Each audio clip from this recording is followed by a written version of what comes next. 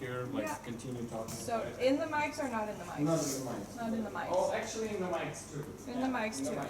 Okay. What's the Wi-Fi here? Do you think I might need to What's the Wi-Fi here? That's a good question. Lucy will probably know. Let's have someone speaking in the mic. Hello, hello. Not this one, the other one. This one should work. Hello, hello. Is that on? Yeah. Yeah, just talk. Hello, everybody. Hola. Oh no. This one, no. I think they both work, no? Like this one works, but it's like weird. No, I think yours works. Mine works? Yeah. Because You I can blow hear it me. like Can you go further back to see what it's like? I don't hear it. But maybe that's because the This one? speakers. Are they both on? Yeah. I can I hear can it. hear you with this one, but I can hear you. With that one, really? Hello, 1, 2, 3, 4. Hello? Sorry, I'm eating. You can probably hear me munching. And you okay?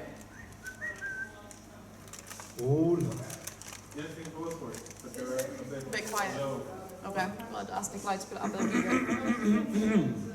So I'm here to establish communism in Sweden. One single party. The guy that we saw with the posters was like, yes, I knew it. We are communists.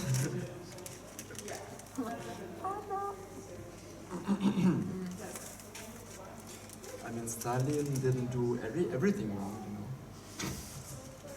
know. Another fault. Just the gulags. Everything else was good. And the starting, but who cares about the starting? Just a small fact. Yeah, I just think like everything else was perfect.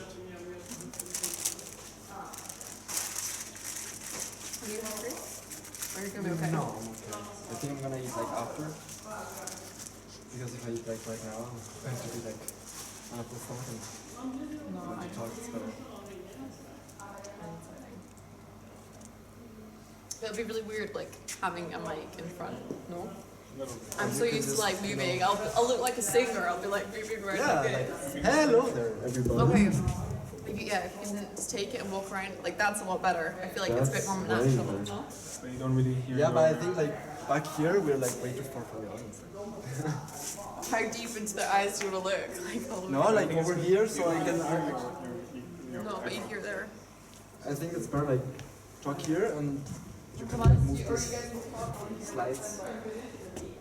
1, 2, 3, 4. But yeah, like here you have like Hello? access. Can you hear me? Yeah, but I think you're right. It needs to be a bit louder. Yeah, the only can hear it, but I think But I this think- one is louder. I think they're both the same, no? No, I think that one's quieter. Should I just speak louder? No, I think it's mine. Oh, I think it's mine. Okay, can you help bring some coffee? yep.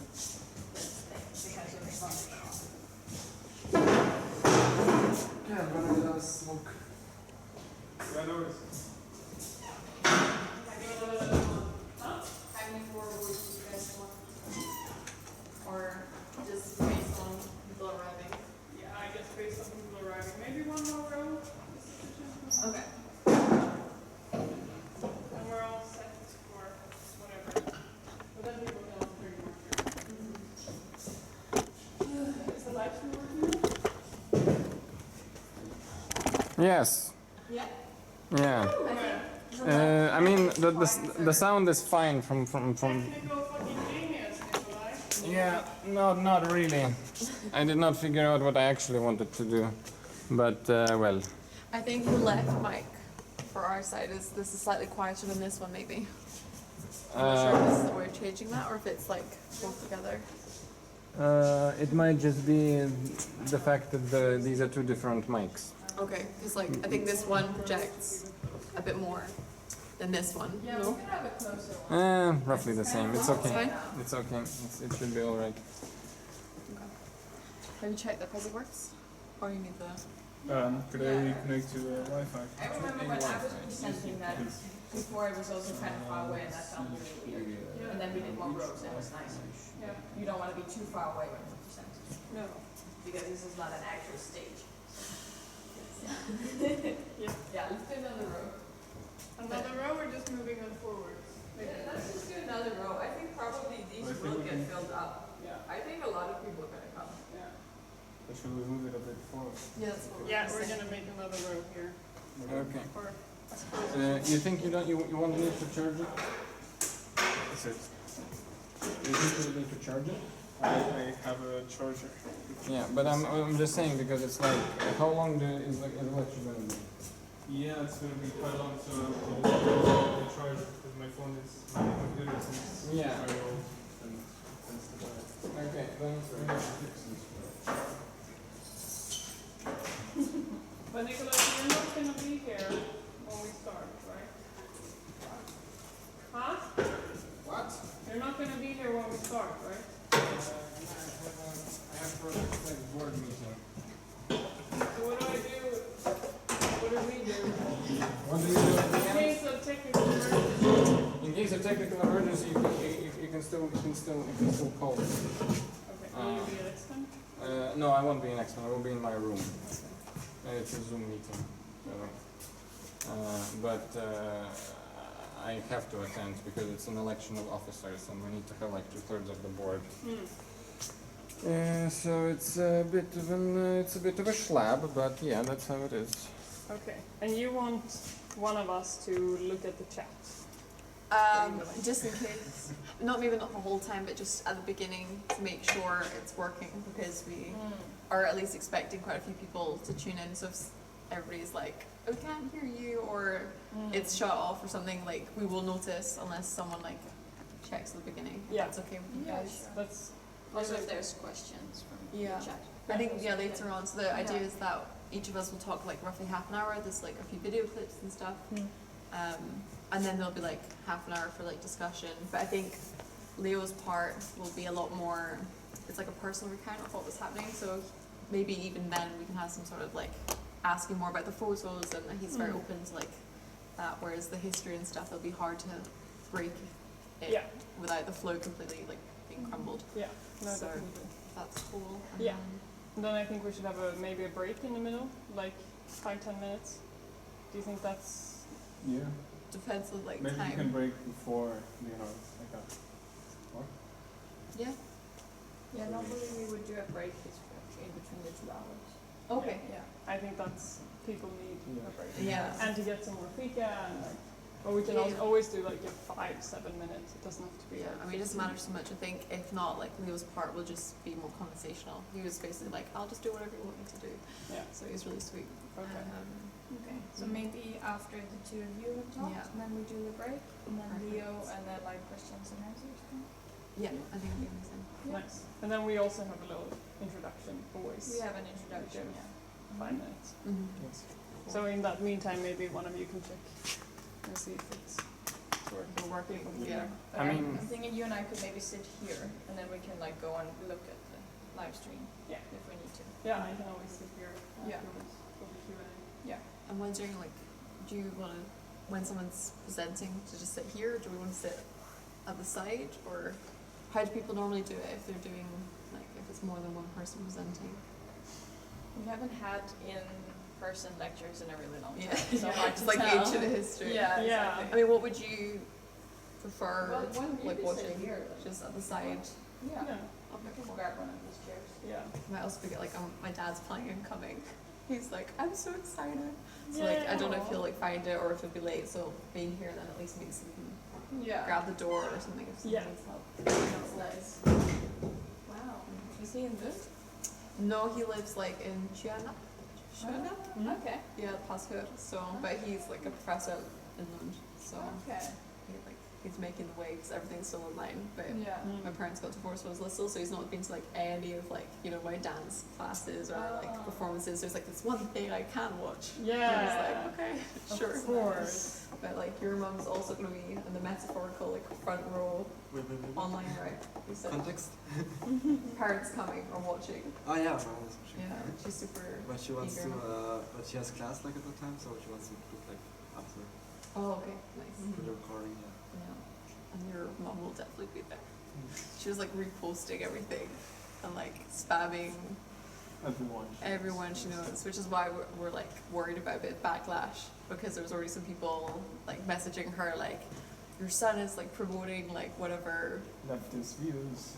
da da da. Woo! Yeah, so that's why we're like, either they'll just ignore the event, or there might be someone who like has too much time on We're their hands. probably going to get death threats, but nothing to worry about. You Like think? probably like people from Colombia, like normal. Oh, shit. Like, But if someone writes anything Like, you inappropriate, just- I will just ignore it. Or yeah, keep I mean, it Leo on. will go and Yeah, say, but it's "Babe, like you've got a in lot of every shit." event there's always someone writing some nasty shit. So Yeah. But we can exclude them from the live stream, can't we? Maybe. I have never used Twitch, to be honest, but if it works as in Zoom, you can always. or just leave them. Like we can also like answer like, you know, we're in Sweden, right? You know? Yeah, yeah. Maybe we should turn emotes only chat, which means you can only use like small pictures with like I smileys. think the thing is we wanted people to also be able to ask questions online. Yeah. I was I want to, I as well was if it's joking. only like I thumbs was down. joking. But is it? It's not going to be the people Only like- on YouTube. The fuck you. Yeah, they shouldn't be able to. I mean, I haven't used this Like the interface buttons. before. Yeah, like, I I'm not agree. entirely sure. Or I like just fire. actually some guy just texted me he wants to buy. The last time I used dashboard. Yeah, he told me I was selling it like I told him like 450 for like the teleobjective, and he was like built in into 400. this And I was like, program. okay. Nice. So when you go back Anyway. to On Saturday I told him like yeah, Saturday But morning. basically, as long as there is a picture, Nice. it's fine. As long as these things are like- jumping, it's pay off fine. more of this camera. Yeah, exactly. Now I can pay this. There is It's some. like 2 months of Paying off. um, But can you pay off early? okay. That's good. wait, Like pay No. ahead of time? no, like they take it from my card directly like every month. That's actually pretty relaxed. Like if I have the money on the account, they just take it and I don't have to worry about it. It's just like every month. Discount. Yeah. If you don't have the money, you get in Schufa. Lucy and Sam were just saying we'll have like a 5-minute introduction of like Cafe from Estonia and like the whole like setup, and then like it'll be over to us, and then we normally have a break for Fika, so which we didn't know about, but which is quite nice. So we'll do our part, and then there'll be like Fika break. 7, 8, 9, 10-minute break, and then like your part, and we were saying perhaps because we don't know how like long things will take. Ours might be shorter. No, but- actually the Fika break is pretty good. Like so people don't fall asleep. Or Yes, move around, toilet breaks. yeah, exactly. Maybe if like you give your presentation and like explaining what happened, and then when you're going through the photos, already being able to have people ask questions might be quite nice. Mhm. Otherwise, they have to remember the photo, or like go back like 10 photos. Yeah, or- no, it's It yeah. might be nice to I think like that's engage good. people during it again for the sleeping issue. No, I think even like if I show the pictures, I always tell people like if you want me to stop or ask questions like about a certain picture, just ask and raise your hand and yeah. Break. We can actually we have two microphones, so we can have like one for like people and one for. I think the only issue is they're attached by cable, so they don't yeah, go but so the cable far. is like really. It depends how far they For are. the But if first not, they'll rows. shout or Yeah. I think they'll be fine. And I think we need help in the kitchen, maybe bring some cups and stuff. I feel calmer now that we're here, no? I feel like Yeah, like this place is like harmony. we're super chill, so.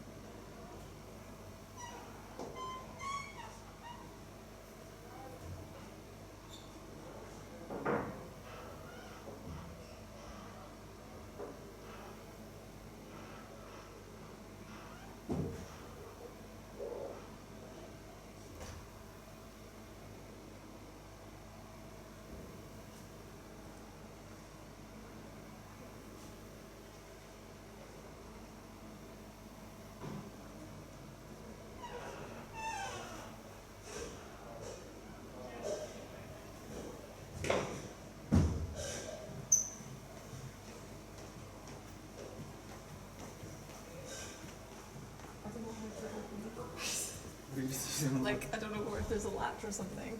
Do you know how it works?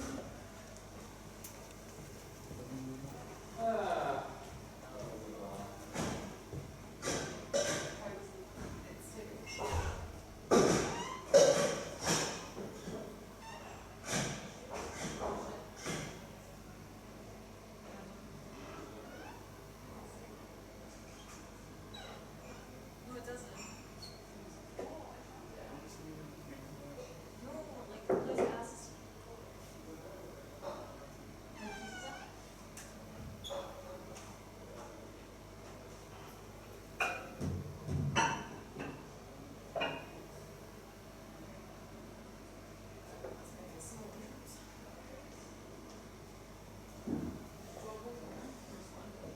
Also, I think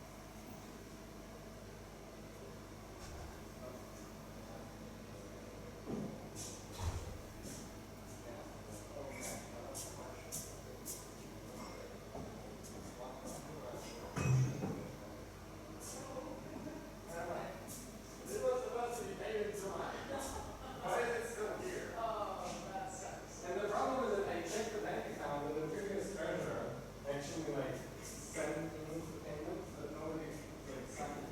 what?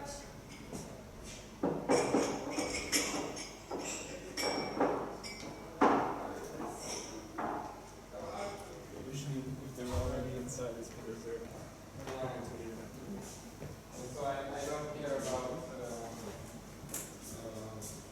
other things. I just tell people like, hey, if you're gonna do this, we're gonna pay extra taxes. Do you want to pay extra taxes? You probably don't.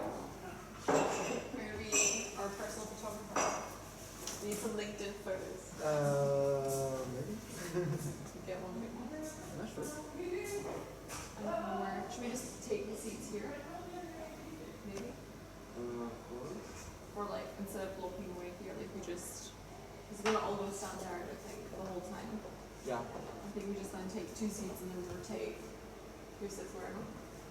Yeah, it's fine. Hi. Are you here for the talk? Yeah. Perfect. Yeah, of course.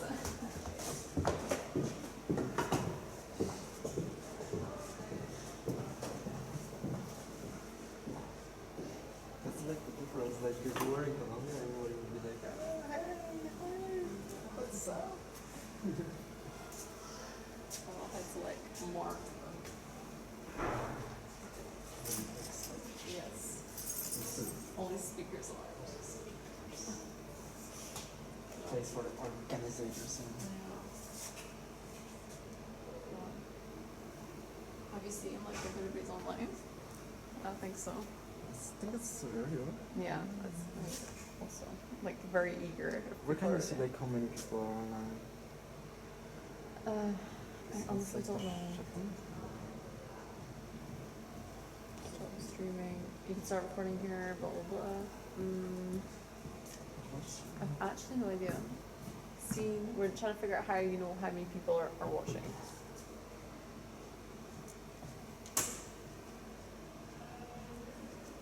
You're gonna come.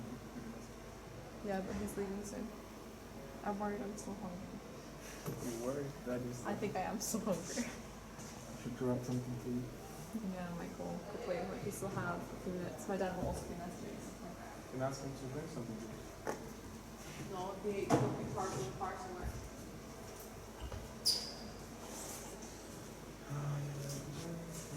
Yeah, I'll be. I'll just grab time wait for breath. I can bring it. It's okay. Really fast. Just slices of bread, anything else? Just a slice of bread. Small Like slices. butter. Like butter and honey or something. So you're doing this the entire bread? No, we can't take the entire bread. No, just the bread. Chef, but I make let's smush it. I'm not used to warming. Should I? Take the entire bread? No, just take a slice. Thomas. Yeah. Does your partner or your girlfriend speak Spanish? Trying to teach her. Nice. It's a long process, but it's gonna get there. I think the thing is like when you have everything else going on in your life, like the language learning takes a backseat. And like even my roommate, like when I came there, he only stuck like 2 words Spanish, and now like all the time when I come home, it's like joy. Really? So I'm teaching like all the slang, you know, like calendar, you know, Really? You used to teach me some. like those, you know. I don't know any slang. Like instead of just saying hola, ¿cómo estás? You say like hola, ¿qué tal? Okay. Yeah. No, I think I heard Michaela say that one. We say like hola, boss. When he wants to smoke a joint, he doesn't say like, you want to smoke a joint? He says like, bonito. Really? Yeah, it's what it is. Or he wants la papa. But you knew him before? You like No, you just moved like, in and hoped for the when best? I moved into Berlin, I found like one apartment and 1 room. And I texted him and he was like the guy who rented the place. Was like, yeah, there's like the room would be max, and he's like, are you okay? And then like, okay, so I'm gonna meet my maybe future roommate. And then we met like the first day, we talked like 15 minutes, and he was like, yeah, I think you're a pretty good guy. You're good. Come in. Yeah, and then like after 1 week, we became like super good friends. That's so nice. Was I think nice. that's really important. Like if you don't get on. Yeah, now it's like we live like really chill, and nobody like, we have never like ever since we moved in together had like a fight about anything. That's so good. Because both like we don't have like a schedule to clean or to do anything. Okay. But like sometimes I come home and for example like the bathroom is clean, and sometimes he comes home and like the whole kitchen is already clean. And it's like all spontaneous. And Okay, that's nice. but everything like works out perfectly. Works. Like I have the same with, or hopefully we'll have the same with my flatmates. But like when I met the people who already lived there, like it was so chill, and they were like, yeah, you can have it. Like usually they wait and tell you, but I had like cycled from Lund to Malmö, and they were like, why you cycled the whole way? And I was a bit like sweaty. I was like, I'm so sorry. Like I came this whole way, and I think that was quite like sympathic. Like, Yeah, like, yeah, you like- seem like a normal person, not like Exactly. weird. Yeah, but like in my case, like with Max, it was just because we talked about food. Really, that's your bonding. Because I told him like, yeah, I worked like at a coffee shop in Cali, and he was like, yeah, I smoke sometimes. He was like, sometimes, and then like after that day, he just every morning he came to my room and what do you think? Every morning. Yeah, like literally like every morning. Wow. No, I think I would function with this every morning. Yeah, but it depends. Like he gets like sativas for the morning, so sativas are, like doesn't get you like jacked, just gets you high, but like mentally high. So you can like be productive and stuff, and to concentrate on everything and be like a machine, you know. Start working, focusing at like it's important stuff. Yeah. I'm I think everything's okay now, no? Yeah, I think the next time we're gonna do this, I'm just gonna post a Zoom link. Not bother with Twitch. This thing disappointed me. What's disappointing you? So this thing basically allows you to get the audio from the microphones and send it into the stream. Yeah. But this program doesn't see it. Like it doesn't see any audio. Like the Windows recognized it, but this program didn't. So I'm like, ¿por qué? Yes, but is there any way of knowing how many people are like live, or like how many people join, or will it be up there? Okay. Oh, they're already there. Nina Maria is Tomas's mother. Dina Maria Rojas. No, Rojas. Rojas. There she is. Yeah, like she's so eager. You say like, hey mom. Hey. Hello, Lina. Hello, Lina. I don't think that.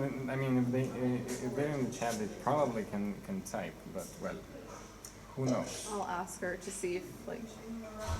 Oi, it's my phone there. Hello, Papa. Perfect.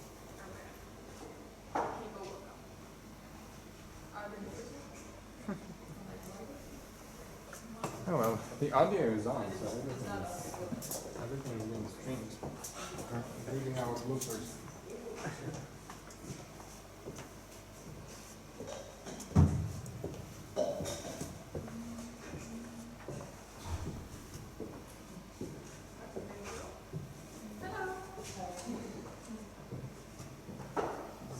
And welcome. We have vegan here, as always. Vegan. And then just grab a seat. This is coffee, this is tea. Yep. Okay, I'm gonna go and have my board meeting. If something happens, call me. Call me.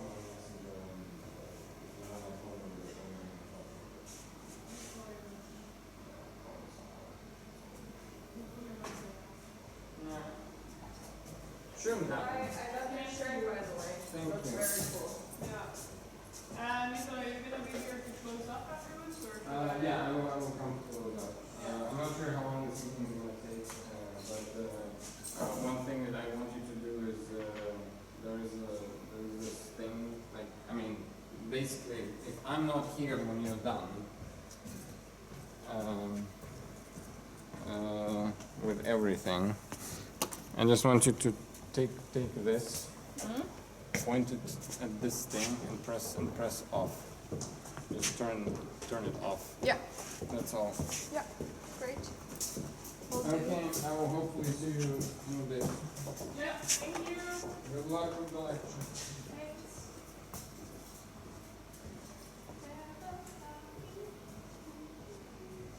I really hope that this person who just left.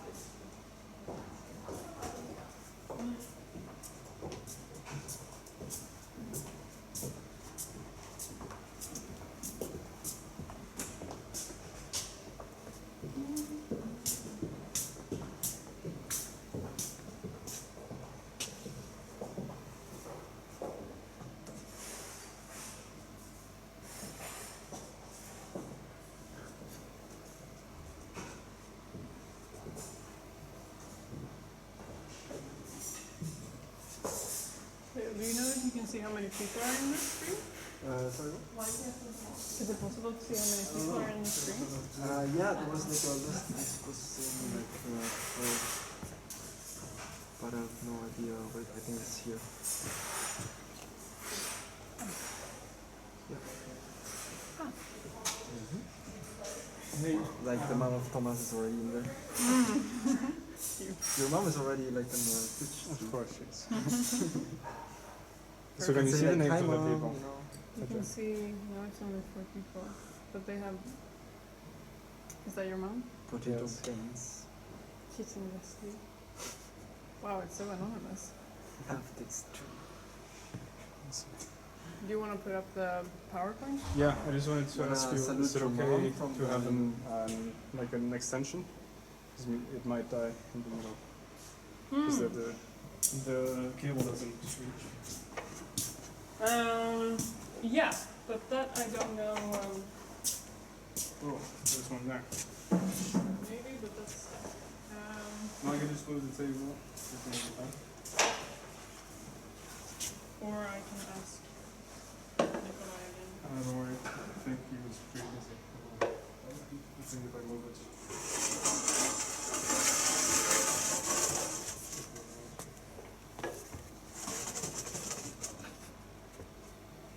Let's see if that works. Yay!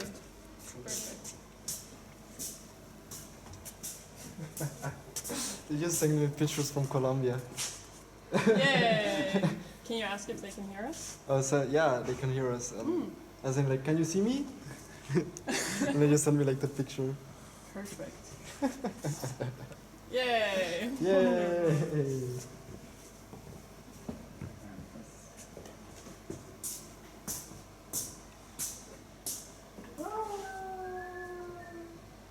Nice, the people from Berlin are watching too. Nice.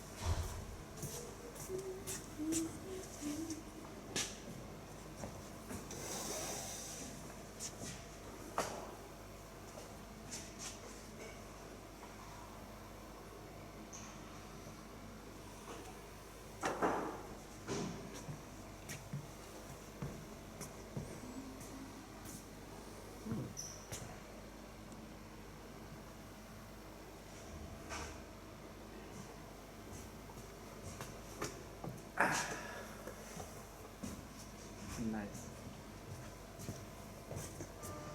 Hey. Yes. Hey! Hey! They were. There's Hi. coffee and tea and cookies In the back. Where are all the people? I'm wondering. Hello. Welcome. Grab some fika down there and grab a plate. You don't hear. No, they can't. Here. Hello. Like, they can hear us. They. Yeah, yeah, like literally a friend just sent me a screenshot for me on the screen. Yeah. Awesome.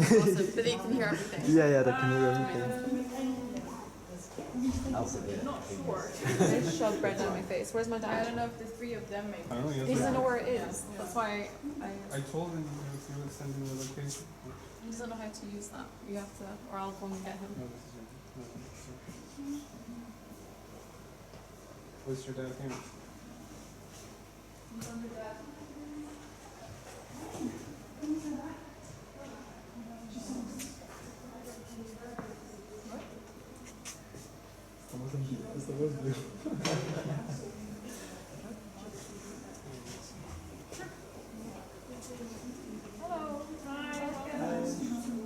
Si la gente no tiene cuenta, aparecen, no aparecen. Yo creo que pueden crear el nombre que quieran. O sea, crean como una... Están diciendo es que sí, que hay gente que tiene cuenta, pero que no aparecen ninguno de ellos. O sea que seguramente si no tienen cuenta no aparecen ahí como usuarios. No, eso sí no sé.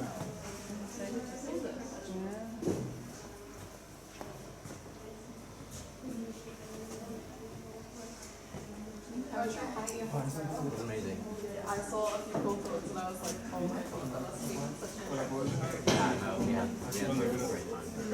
Did your first aid training ever? Did you ever need to do your first aid training?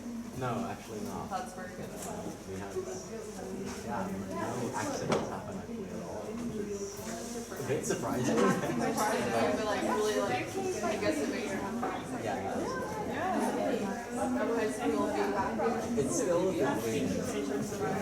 That makes me also working at the last station. Where's the dinner?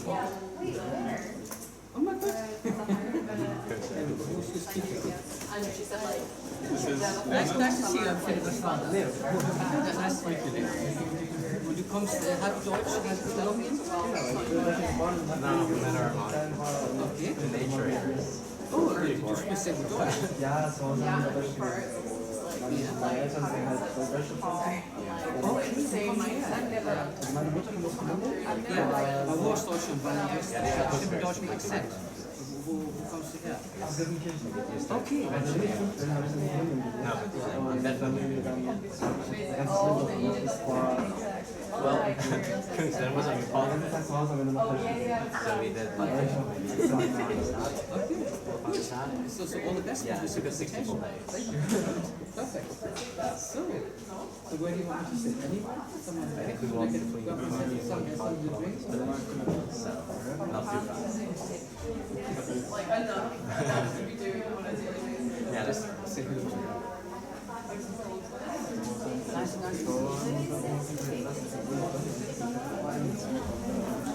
Is a friend coming?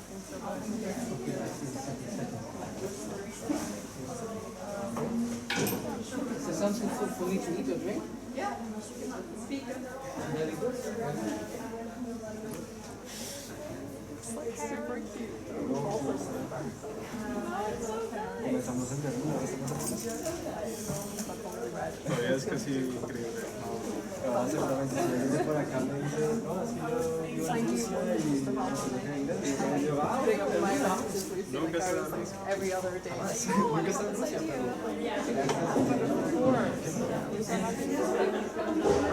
I'll work there. The best reply. I would take a week sometimes for people. I'm like, I'm so sorry, I'm trying to become more professional. Like, I'm good now with my email, but everything else, like, Yeah, same. I usually put my phone away, or I read the message, which is the worst. And then you reply mentally, and you're like, oh, you didn't get my message. And they're like, well, I don't read my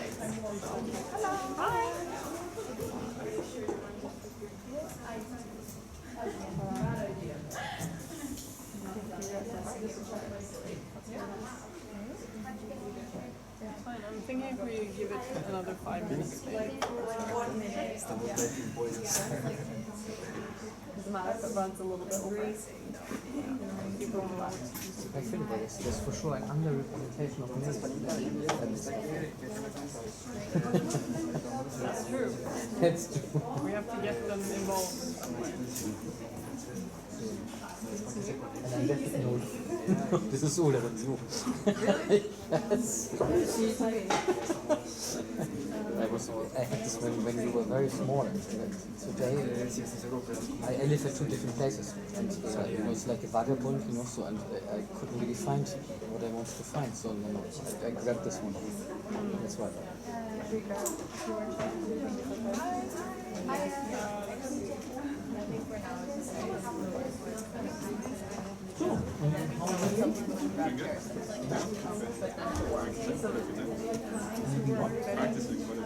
Okay, so how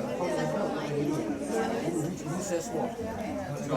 You're the main. I just talk with You just talk what? with my heart.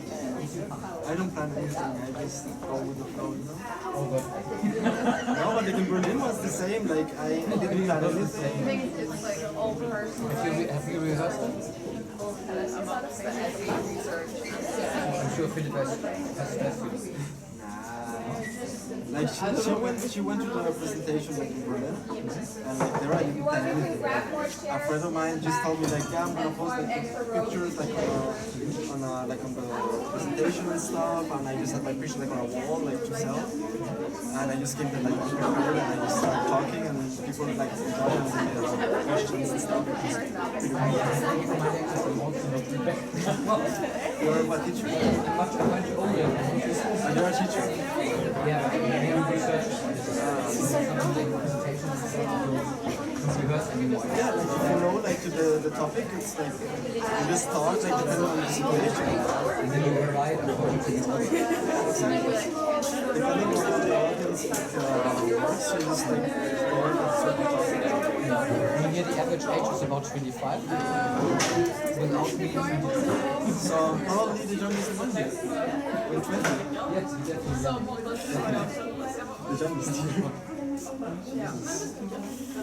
And in Berlin was the same, like when I finished the presentation everybody was like, how old are you? Like, 20. Oh, you're so young, like when did you do all this stuff? Yeah, for real. Like, I started my university when I was 16. So I was like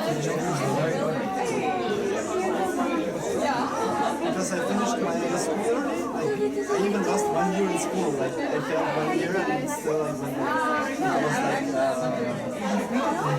yeah, I repeated 1 year, but like when I was in primary school I jumped like so like that and stuff, but I went like into school like early because I already knew how to read and write before I was like in school and stuff.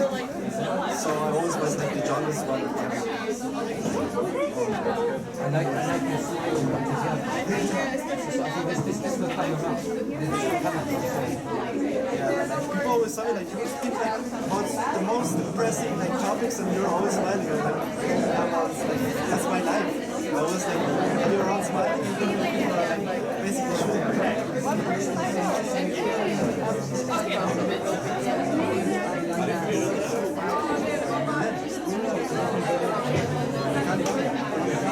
yeah, well, like grandma this one works with my mom. They're colleagues. They're colleagues, and then they invited me for brunch when I was in Berlin. I just arrived, and then I just met them. And I told them about the event in Berlin, like the exposition and stuff, and they all went. And then she basically like said, this event, like you can join online, and I was like, okay, how about like go? Yeah, sure, I mean, why not? Then I just bought tickets and spontaneous. If somebody invites me like to go to France or to Russia or whatever, I just say, yeah, sure.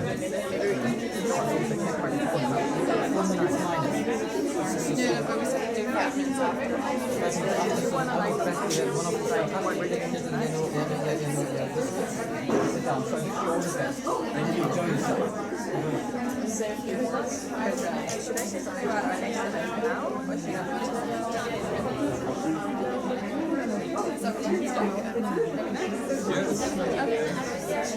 I'm also gonna say that we're gonna like stay here half an hour. Also, You were thinking about starting?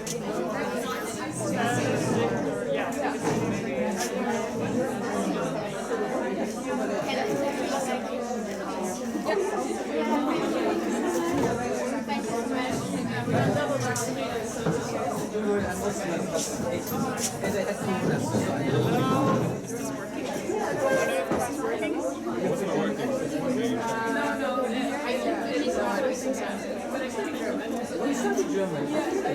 Also it makes sense. Because it's a very clear voice. Like a German voice. Yeah, but I guess German is more like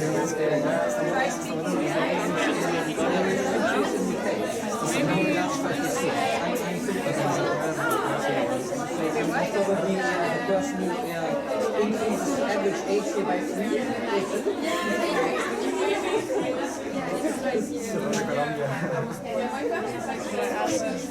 yeah. Sí, es que es algo que I think maybe it's this. Up and down. Try now.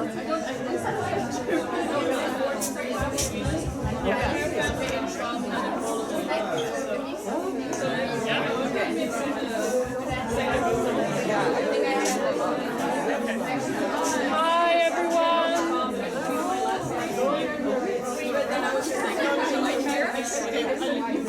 Are these... Hello! Welcome! I'm testing the microphone. Can someone tell me if this is working or not? No. No? Okay. Not good enough. Is it working now? Better. Also very German. A little bit better? Okay, how about now? Yeah? Yeah? I can hear myself now. And now? Can you hear me in the back? Some thumbs up? Great. And what about from this one? No? No. We don't know how this is working. That's our problem. Yeah. We unfortunately have men that come and do the technical things here, so. But,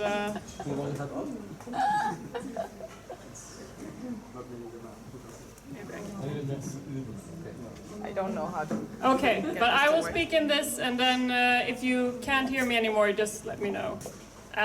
Maybe I don't even need it, but now it's here. Welcome everyone to Feminist Cafe Ronja. It's so nice to see so many people here today. I almost feel a bit nervous, but then last time we had 90 people here that came and discussed gender expectations and gender norms with us. So that was very fun, and I'm glad to see a lot of faces I recognize now, which is always nice when the semester gets rolling. And that's all I'm gonna say. My name is Lucy. My pronouns are they, them, and I am one of the organizers of Feminist Cafe Ronja, together with Fran. Hello. Am I gonna speak? Yeah, I guess. Hello. I'm Fran. I use she, her pronouns.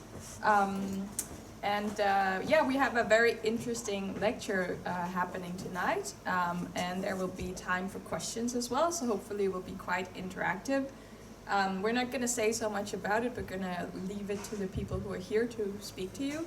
But just for the logistics, we're gonna do around an hour now of our presenters talking, and then we're gonna have a small break of like 5 to 10 minutes, and then we are gonna do some more talking and then questions. And then when we're done, around 8 o'clock, you are invited to stay and mingle a little bit if you want. So we're gonna have the pub open, like we're not gonna serve anything, but you can like stay and hang out for like half an hour, 45 minutes, and make new friends if you want.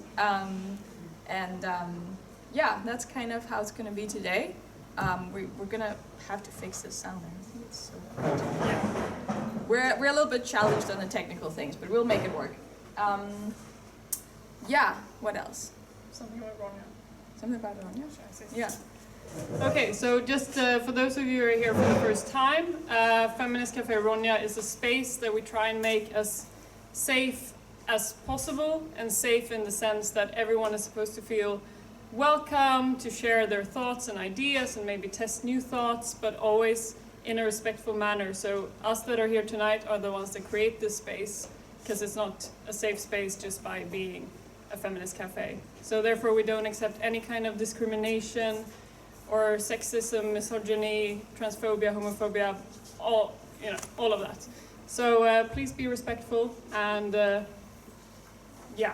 Otherwise we usually organize a lot of different events, such as this, a lecture, or maybe a movie night, discussion club. Yeah, that's all I had in my head now. But we're always open to new events and ideas. So if you have an idea that you would like to see in this space, then please write to us on our Facebook page, where we also post all our upcoming events. Yeah. Okay, with that being said, I'm going to welcome our speakers for tonight.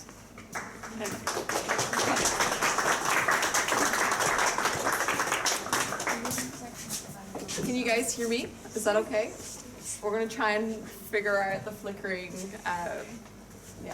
screen and the microphones when possible. But my name's Philippa. I've been here in Lund for 3 years now. I study development studies, and kind of my connection to Colombia and to the protests that we're talking about tonight is that I was there with my partner Tomas, who's currently trying to fix the tech, just a week before the protests began. So we were there actually to visit family, to travel around the country, and all that kind of was turned upside down by the protests. And that got me interested in the history and in the politics. So I'm here to give maybe an outsider's perspective of what was happening. Tomas, I don't know if you want to introduce yourself. It's maybe easier. My name is Tomas Castro. I'm from Colombia. I was born in Cali, but I haven't lived my whole life in Colombia. I moved away, but I like sharing this story because I think it's important because it's my country, and I feel almost part of the protest, even though we were only there at the last protest that we had. And I think it's important to share, since here when we came back, we saw that almost no one knew about them. So I think it's important to share, especially, you'll see, but we're sharing a lot of the history, so I think that's important. And we have Leonard from Colombia as well, and he came all the way from Berlin to join us. You can. Hi, my name is Leonard Nicolait. I was a photojournalist in Colombia, specifically in Cali. I've been working 2 years on the streets, registering like all the human rights violations and the executions, or basically like executions, you can call them, like on the street, from the police shooting at protesters and so on.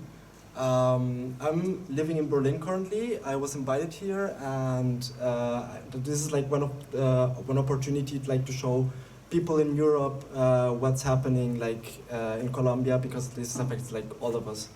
Even if you don't think so, like what's happening in Colombia is like it affects trade, and it affects like the consumption, like everything that we consume here gets affected by what's happening there.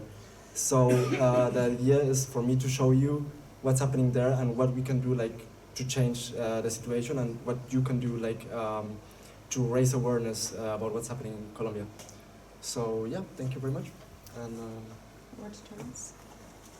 Close it. Okay, I'll begin the presentation talking about the history mainly, but I want to ask everyone what comes to mind when they think about Colombia.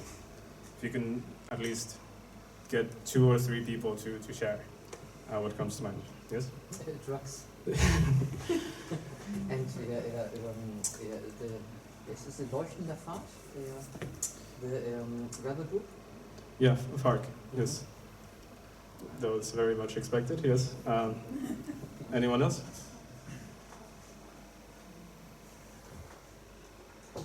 No expectations? Okay, I mean, it's important to have the drugs in mind because it's almost what everyone thinks when they think about Colombia. And this is a stereotype that it's hurt the country a lot. And I think it's important to have stereotypes in mind, not only because the problem with stereotypes is not that they're untrue, but it's that they're incomplete. So I'm here basically to fill that gap. This is Colombia. If you don't know where it is, it's in South America. But I want to start more with the history. I want to compact almost like 50 years of history in 30 minutes, so this is going to be a bit hard. But to start with, around the 1950s, next slide, we see that the umbrella of the Cold War, next slide, was stretching out throughout the whole continent. And it reached South America and Central America through the way of the Cuban Revolution. So to sort of go and delve into what was happening in South America at the time was, well, to explain it better, this is a problem tree. If you haven't seen it, I want to, the roots obviously represent the causes of the problem, that is the stem. And the branches of the tree represent sort of the consequences of the problems. So to compact all of this, sort of the internal conflict of South America at the time, we had large marginalized sectors throughout many, many countries. So we had indigenous communities, African communities, campesinos, which are rural farmers,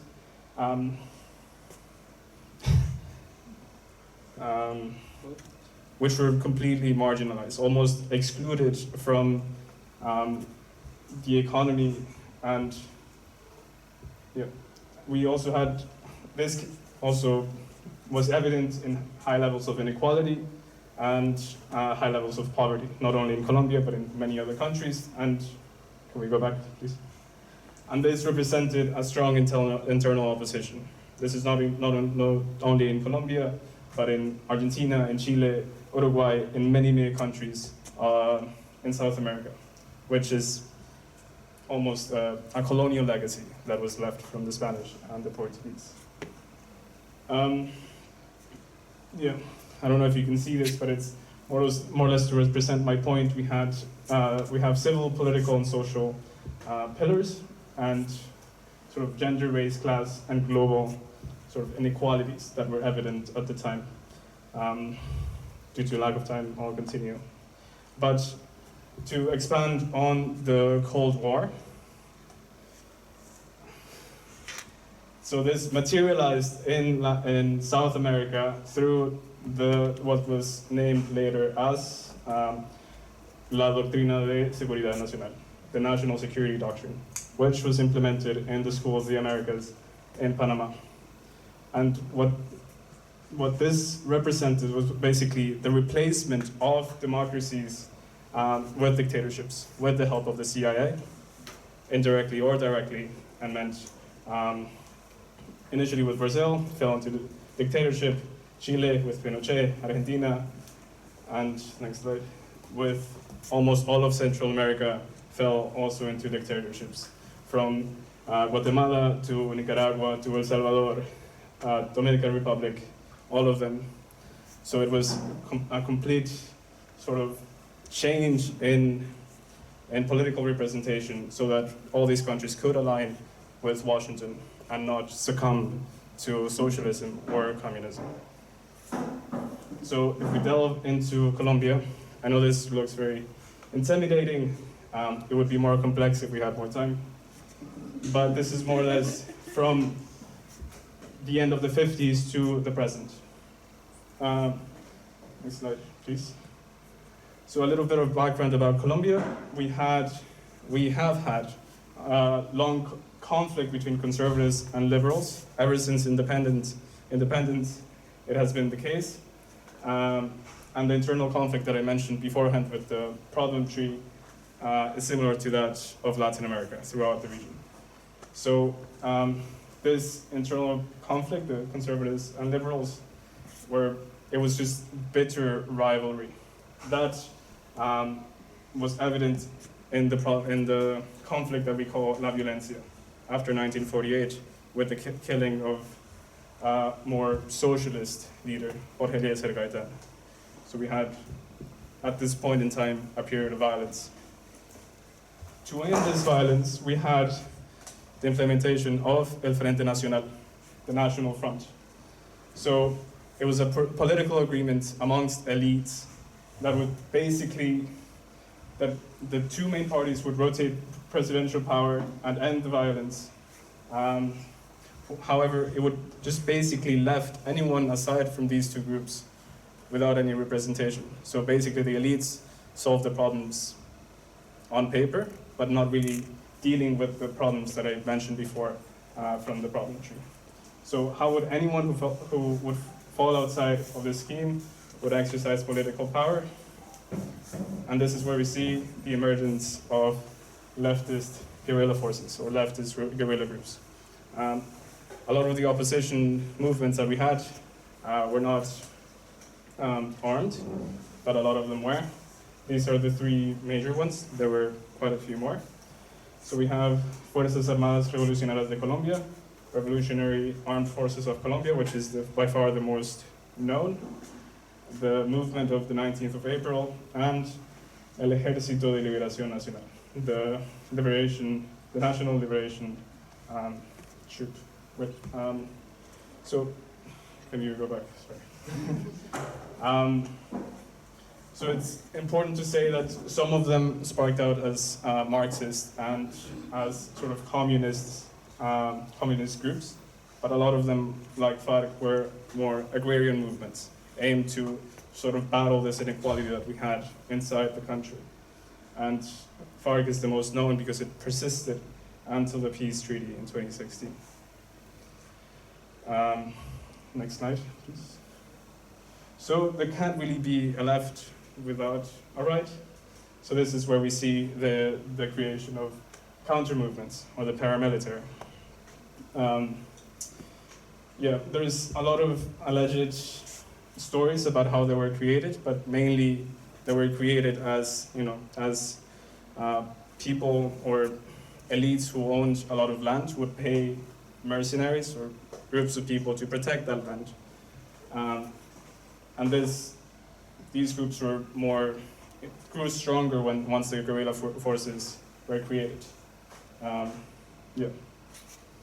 So it's hard not to mention this, but I don't really want to delve into it, as many of you have heard about it. But the narcotráfico is a very complex, and I can have just a talk about narcotráfico, drug trafficking. But it's important to understand it as a complex and persistent issue, and also as a global issue. There is no supply of cocaine without the demand. So it's not that Colombia just supplies cocaine willingly, but there's a demand in Western countries. But to delve into a little bit about cocaine, I must note a difference. This is coca, the coca plant, coca leaves, and this is cocaine. The anthropologist Wade Davis famously said, coca is to cocaine just like potatoes are to vodka. So there's quite a big distance here, almost antagonistic between the two. And coca has represented for a lot of indigenous communities almost a heritage from the land that they used to consume when they were going up mountains, and wouldn't really need to eat. They would give them the strength to go up. So it's almost like a something that belongs to them, and the sort of the vilification of coca as meaning cocaine sort of it's important to note this difference. So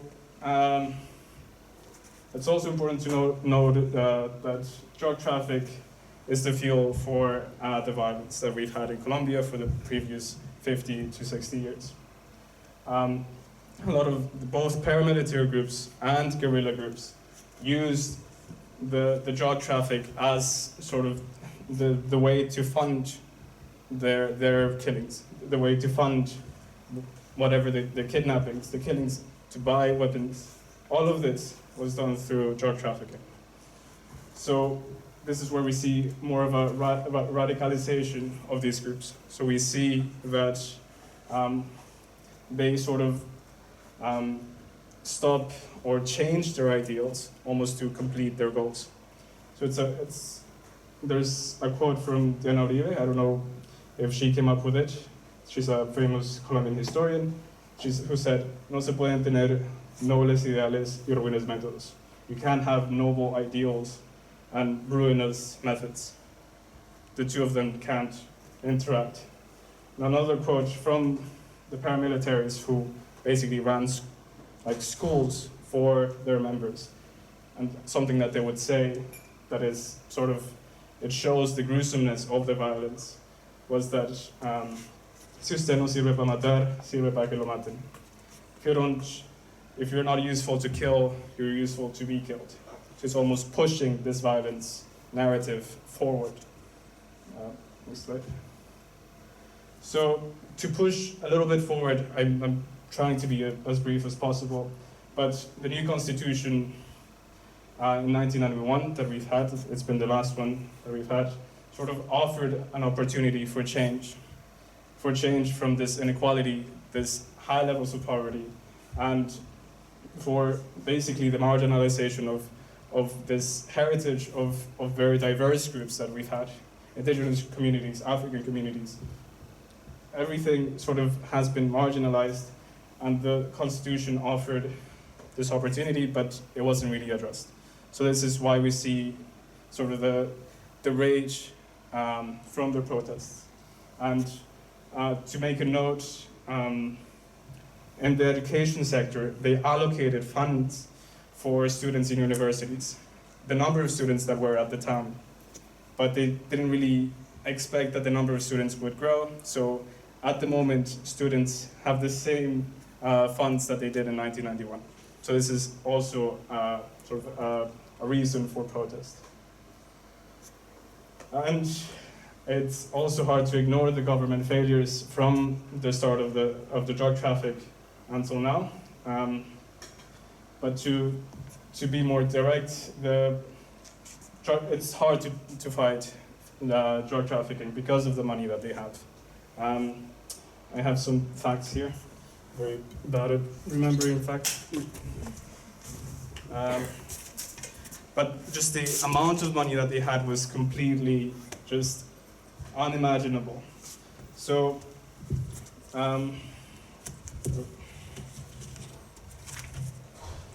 so during the height of the Medellin cartel, the cartel would spend weekly, on average, about $1,000 to buy lasting bands, just to wrap the money with. So all of this shows the amount of money that they had. And money was weighed to be counted, not really, they wouldn't count it manually, but they weighed it. And they would make, on average, about $70 million a day. So how could a government really fight this? It's almost, it can almost explain itself. But also, it can also explain by the bad ideas that some of the presidents had. One famous one was from President Pastrana from 1998 to 2002. they gave the FARC guerrilla group territory the size of Switzerland inside Colombia to just do whatever they wanted. So basically, he wanted to prepare for the peace treaty, and he gave them this territory for sort of like a free zone with no military. And it ended up being just a space where they would run their kidnappings, they would run the drug trafficking inside that space there. So it basically became almost a failed state inside Colombia, and it became very hard to deal with. And almost prepared the road for Plan Colombia in 2000, where was the US gave 1.3 billion in military aid to Colombia. And Colombia almost overnight became the third biggest recipient of military aid worldwide. Yeah. And it also paved the road for Uribe, which a lot of people really hate and a lot of people really like. So there's a lot of there's a lot of bias or a lot of separation here. But the main thing with Uribe to mention is that he came into presidency with the promise of fighting against these guerrilla groups harder than anyone before. He quite succeeded with, obviously, the military aid that he received. And a lot of people were happy with that. To make an example, my parents actually voted for Uribe in the first round, even though he was a right wing. And he actually he was able to give back, or the promise. A lot of places became a lot safer with what he did. But the gruesomeness was present.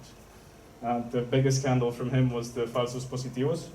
So military officers and military soldiers would be pushed to such extent to show positive kills in battle and outside of battle, that they would actually go to towns, gather civilians, dress them up as guerrilla soldiers or guerrilla members, kill them and show them as positive kills. So this is why we see the term falsos positivos. 6,402 falsos positivos during 6 years of his presidency. To put this more into account, this was twice the amount of deaths as the Chilean dictatorship of Pinochet. So quite a lot of deaths. And then after Uribe came Santos. He was able to successfully have a peace treaty, almost because of Uribe, because Uribe reduced the numbers of the paramilitary to such extent that they could reach a dialogue. And while this is a success, it's a big success, it's important to note that it's not enough. You can't just sign something on paper and then it's all perfect, but you have to really continue with the implementation. And this is where we see still bad practices being made.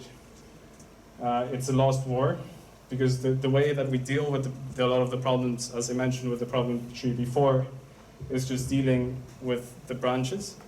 So dealing with the results of the problem, not really dealing with the roots of the problem, battling the inequality and showing presence in the rural sectors in Colombia.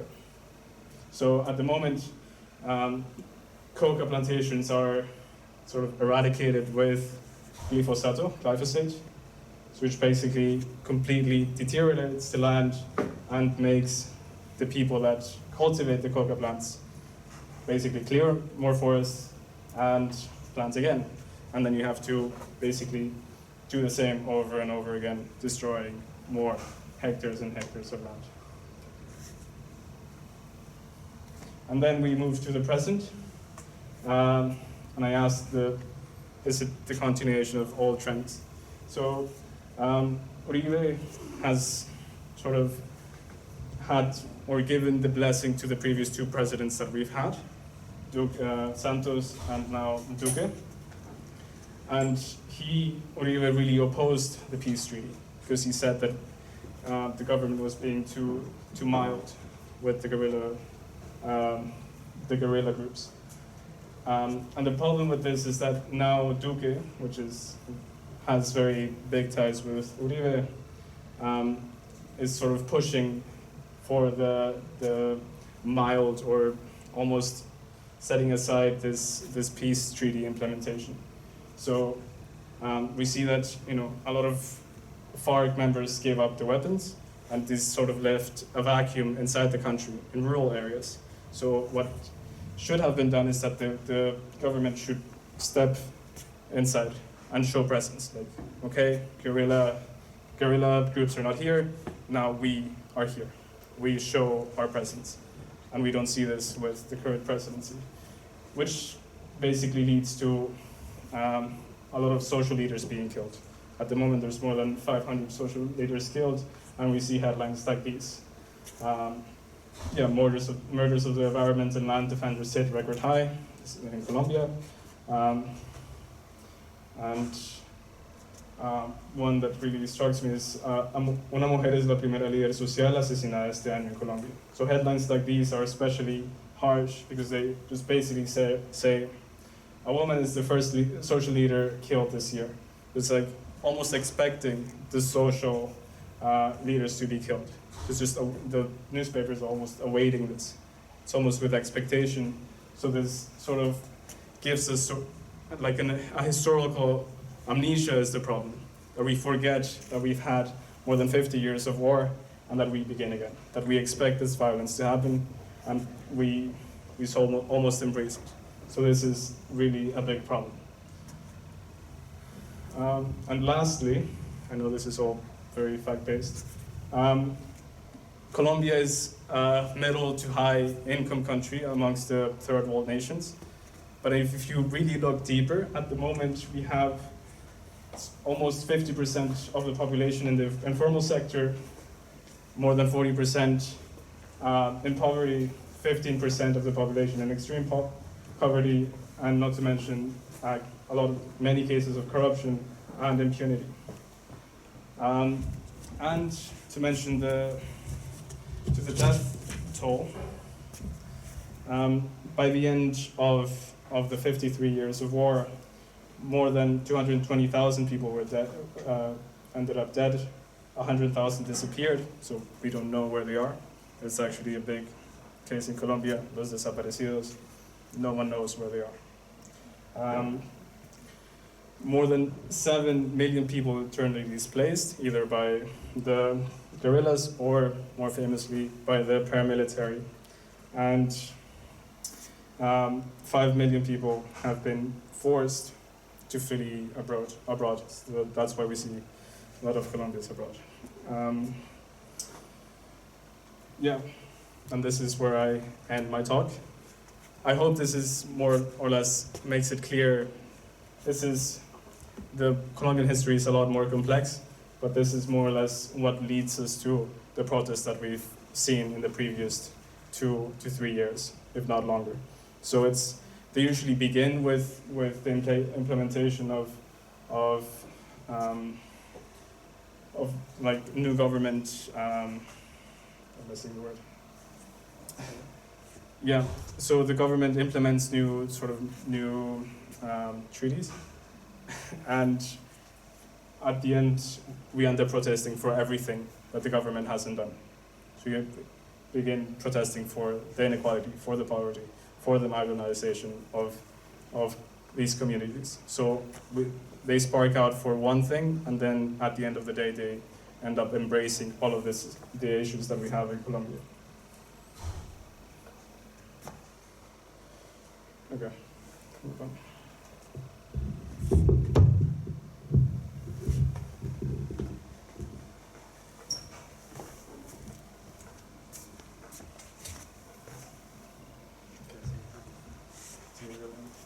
I'm really sorry about the screen that it keeps flickering. I think it would be a student talk without some tech difficulties, so I hope you understand and that your brains aren't too saturated before we have a fika break. I'm going to now go through the protests themselves at the beginning of the year. No. I also move a lot when I talk, so I'm going to make sure I'm doing that in an accessible way.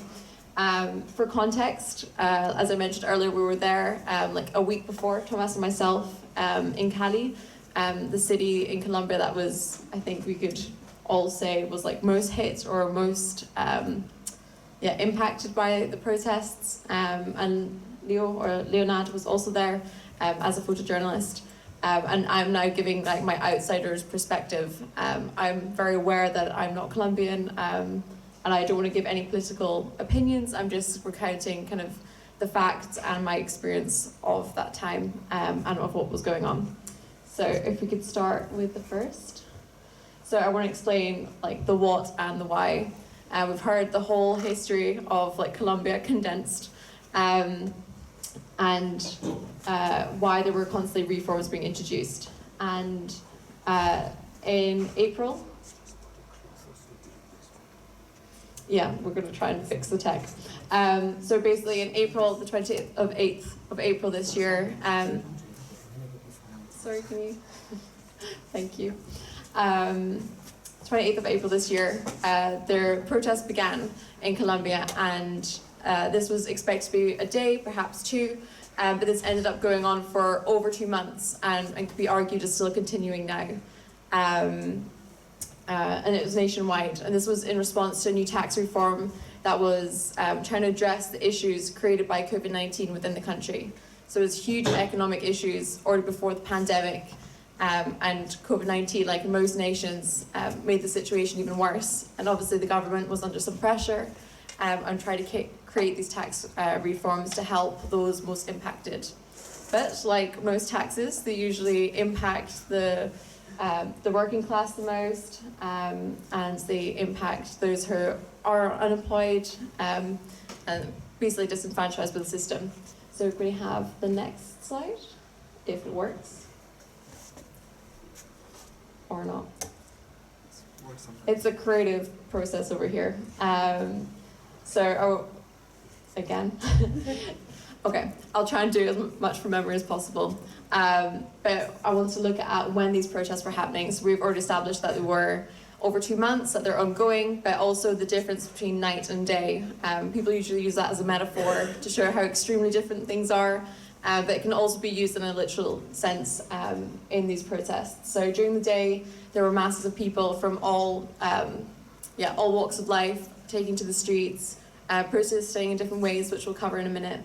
But mainly peaceful during the day. People had good morale, people were supporting each other.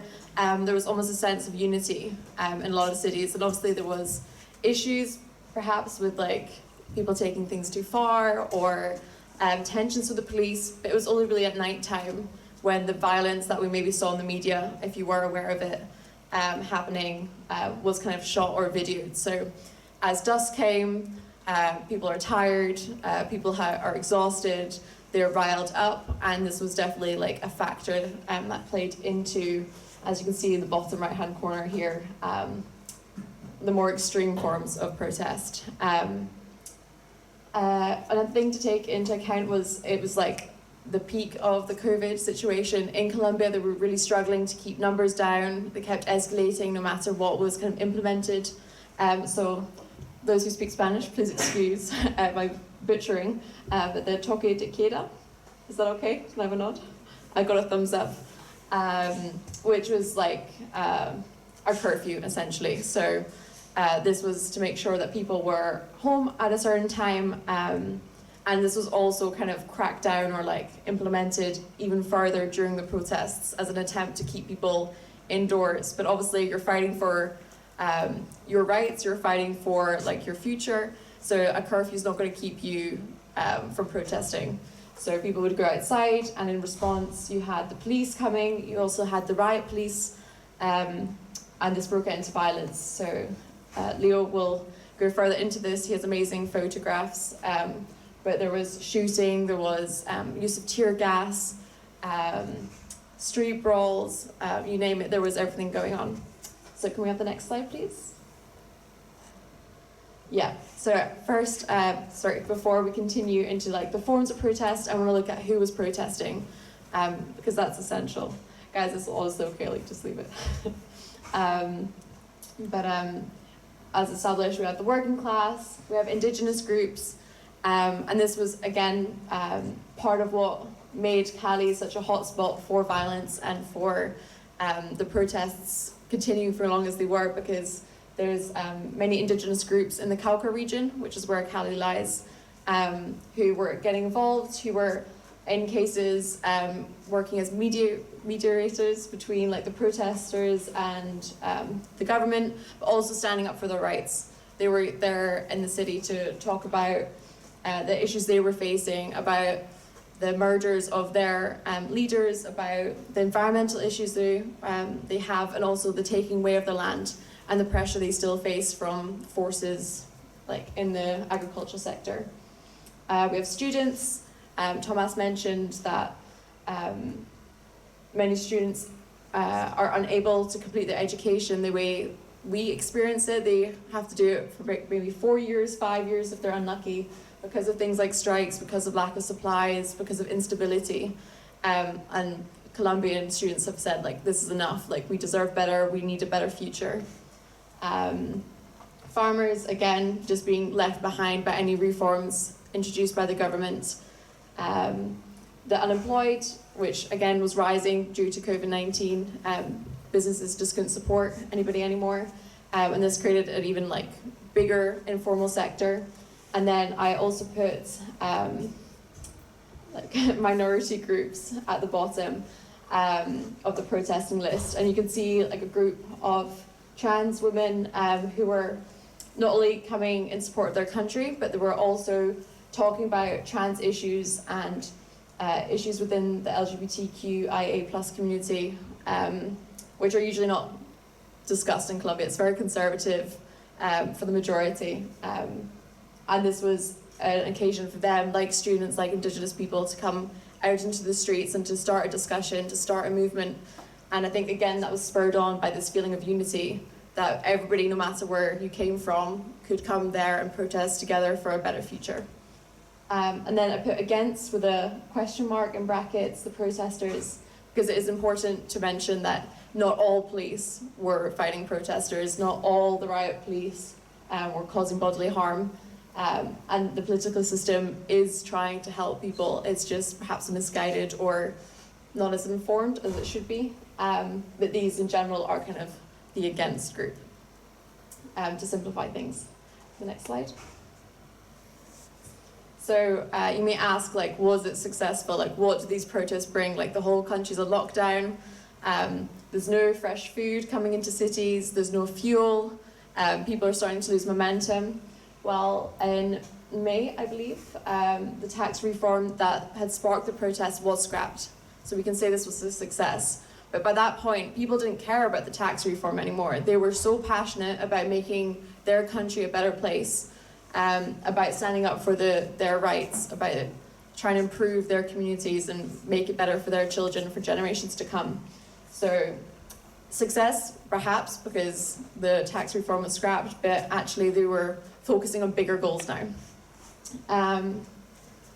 We can look at whether the protests are a threat to Duque, the president, and the elections that are happening next year. So they'll be happening on the 29th, I believe, of May next year. And there's a question which we'd love to debate or like discuss later with you guys and people who are watching online. Like, is there too big a gap in between the protests and the elections? Will people forget? Will there be some sort of change? Has it sparked any change? That's perhaps a result we will see later on. That's a long-term thing may become apparent. And then this important, and something the media focuses on a lot, is the death count. How many people were injured, how many people went missing, and so on. So the media, which is another kind of slide I'll go on to, like to underrepresent or reduce the numbers of people being injured. According to a lot of official government or officials in government, nobody was killed. Those were all accidental deaths that just happened on the streets. at the same time with the protest, nothing to do with it. Sorry, again, it's hard, but there were also many people injured. So perhaps they didn't lose their lives, but there were people who had a lot of facial disfigurement. A lot of people lost eyes or had some sort of issue with bodily harm, a lot of broken limbs. It's hard to do without the slides. Yeah, technical issues. But yeah, so this is something that we have to consider. I was, I think, going to move on to media. We will see. Yeah, so again, I'll just quickly cover like unity and a collective anger are also just like the spirit, the emotions that are like being continued and are dwindling within the country. So next slide, please. Media coverage, there we go. So it's important to note there's very biased reporting, both by the left and by the right, as there kind of always is. But most mainstream media platforms are more conservative, one could say, and they were very much portraying the protesters as vandals, as unpatriotic, as causing issues, and also portraying the left. And this is a politician, Petro, who's on like the left, and he used to be part of the guerrilla group, who's now like politically active, saying like, here they're saying like, it's enough, like you're causing these issues, it's your fault that people are like taking to the streets, which is obviously like a very much a simplification, but according to this paper, like he was the one like sparking the fires, you know, continuing the flame. And we have like a little anecdote, Thomas and myself, from being in Colombia about how creative the media can get sometimes. So here, this is myself on a plane with Ernesto Morales, my new boyfriend. Thomas is out of the picture. And I'm apparently from Switzerland. So they had all our information. We had been spending time with these reporters. It was for an environmental kind of eco project, and they were trying to get the word out, so they filmed it. And perhaps Tomas Castro was not Colombian enough, so they twisted his name a little bit. And then on the very left, this is saying that the tourists like saw the whales, and the footage, if we could play it, would show people swimming out to whales, but if you look closer at the image, it's a dolphin, and it's definitely not me swimming, and it's not Thomas or anybody else who was there. So again, this is like on a very small scale, but you can already see how easily the facts are twisted to suit kind of what they're trying to portray. And I wanted to also focus on social media as a counter-narrative to the mainstream. Lots of people were using platforms like Instagram, Twitter, to post photos, to post videos of what is actually happening. And then here in the right-hand corner at the bottom, you can see this was actually an initiative by the University of Chile, where they created like a Twitter bot, which if you study IT, you know much more about it than I do. But if people tagged with a certain like hashtag, all the media that had been uploaded under that would be saved not only on Twitter but also on a separate platform, which ensured that if something was taken down, everybody still had access to it, which was kind of their way of helping the Colombians in their protest. If we quickly move on to civil disobedience, I'm aware of the time. I want to focus on my favorite slide, and this is like the way people were protesting. And again, I'll try and pronounce it, like cacerolazo, which is basically hitting pots from pans with spoons or any kind of kitchen utensil, and as much noise is created as possible. And this is like a sign of the people coming together and basically protesting, like they're creating as much noise. Beautiful metaphor, and quite effective. It definitely gets your attention. I was studying at night time when I heard it, and it got me stopping what I was doing and thinking. Then we have things like protest street art, which popped up almost overnight. So many incredible artists in Colombia and in cities doing amazing work. But yeah, talking about the political situation, often murals for people who had passed away due to the protests, and this was also a way to create unity. And this is actually something I want to write my thesis on, so if you know anything about it, please let me know. Then we had things like blockades, which were stopping food from coming into cities, which was frustrating, but it was very effective, because if your whole population is unable to get essential goods, if it's unable to get things like petrol, then people are going to take to the streets even more, and the government have to react somehow. Something I found very beautiful, which was shared a lot on social media, was things like dancing, singing, acting, lots of like events or activities that created unity. Because you've got to remember, this was going on for so long. I think part of the reason it could go on for that period of time was because people were coming together in creative and beautiful ways. And social media put there, student protests, and cooking. This is me with a horrible like pineapple hairdo when my hair was growing out. But eating sancocho, which is like a Colombian soup, which was prepared by a lovely lady by a roadblock. So we'd been waiting there maybe 4 hours. And to show like love and appreciation, she was cooking for anybody who was passing by or anybody impacted by the protests. Next slide, please. And then we come on to what I've called illegal actions. If you click again. And this is looking more at like opportunists and vandals, and asking also the question, like, did some protesters take it too far? The media, again, like spun it very much as, look at these protesters destroying this, destroying that. In many cases, another thing that Leo will mention is that it wasn't the protesters doing it, it was opportunists who took it as an opportunity to either steal or to vandalize things just to show frustration, or just because that's what they wanted to do. And if we show this video, hopefully the sound will work. We'll see.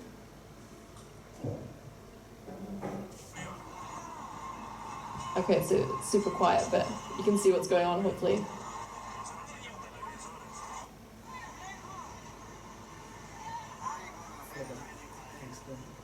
Yeah, I'll be able to explain as it's going on rather than afterwards. So what basically is being filmed on a smartphone camera is people stealing TVs from a large supermarket, or like it's a department store. So these are a lot of like flat screen TVs and like tech stuff. And the guy's like narrating what's going on. And then this is not people stealing, this is actually protesters who saw what was going on, and they were like, not in our name, you're not taking things, and then the blame will be put upon us. They wanted to make sure that they were disassociating themselves with people who were using the protest as an opportunity for personal gain. So here they're shouting, and you guys can maybe tell me exactly what they're shouting, but basically along the lines of like, not in our name, like, and they're bringing it back. Okay. The people are more, Thomas is telling me. The good people are more, we're the majority. And then next slide, please. Then we have international engagement, which we'll just touch upon super shortly. But can I actually have a show of hands, like who heard about the Colombian protests, like in the media? Okay, maybe about like half. So like that just shows, we were really surprised because we had been living this for like 2.5, 3 months. Like when we came back to Sweden, we were like, oh yeah, but the Colombian protests, it was crazy, like we experienced all these things, and most people were like, what? Protests? Like when? But yeah, this is kind of why we're doing the talk as well.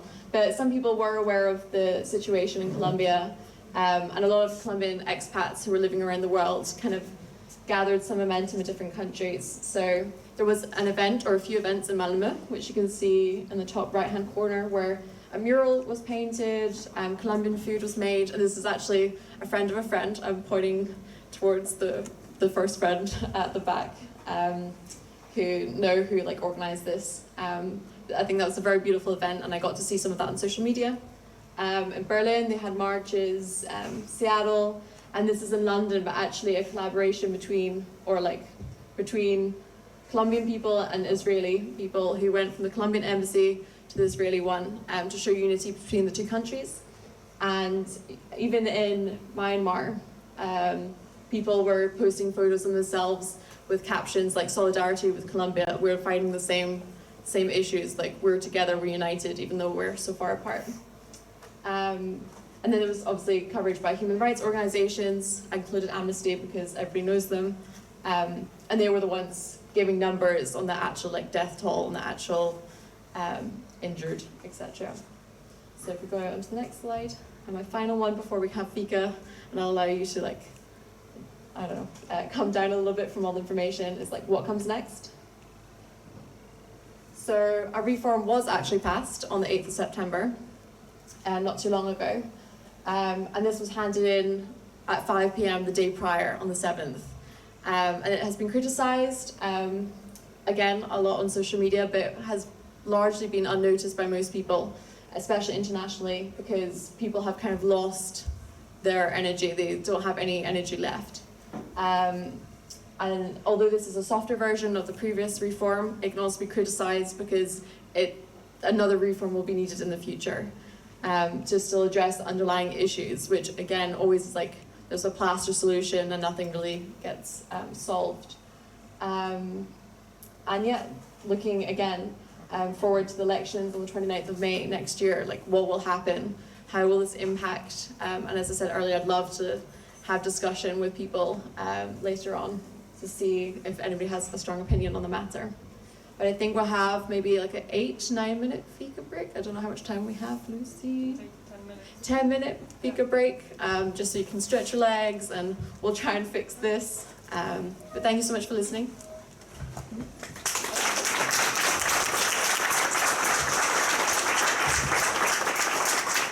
Wow, now it's very loud. Thank you so much to the two of you. This is completely new information to me, at least. So it's super interesting, and I'm excited about the second half as well. But I just want to say, for the break, there's some fika in the back, some tea and coffee, and cookies, so help yourself. If there's anything missing, just let me know. There are also toilets to that way. Yeah. You're right. To your right, that you can use. But yeah, see you in 10 minutes. Thank you. I don't know, it's driving me crazy.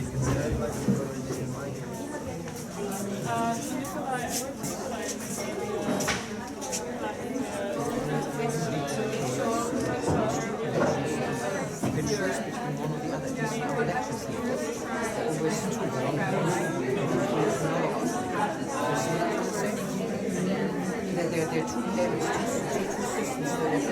Elections, there was two systems.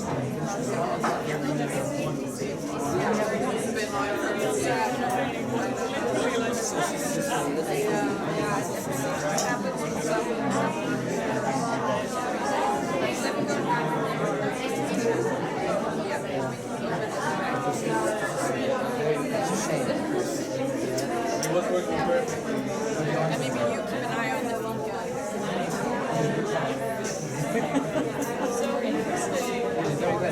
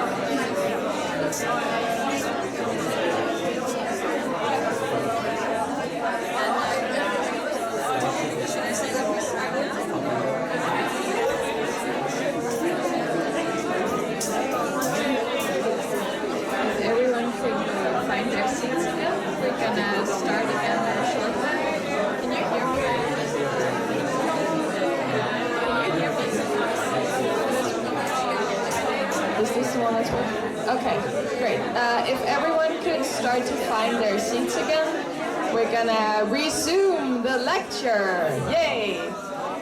There's freshly brewed tea, so if you want, you can make yourself a quick cup of tea now and then go sit down. Coffee is on its way. When we're done with this hour, as I said earlier, there's going to be time to mingle, so you can also load up on fika when we're done. But yeah, please find your seats and save all the chit-chat to the mingle time afterwards.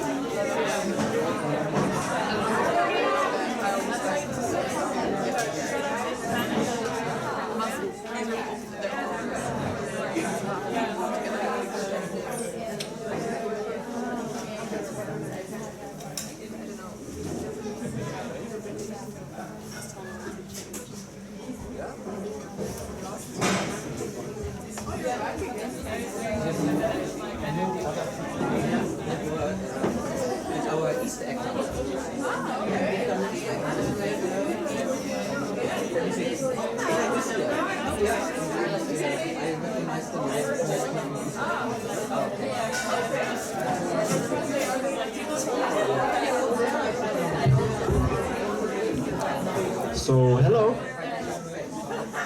Hi. So this is like the more like drama part of the presentation today. I'm gonna show you like some pictures and kind of the situation that I lived being in Colombia. I started working like as a photo journalist in Colombia in 2019 during the protest of the 21st of November 2019. Those were like massive protests that were like against the government, against President Duque, that's like our current president.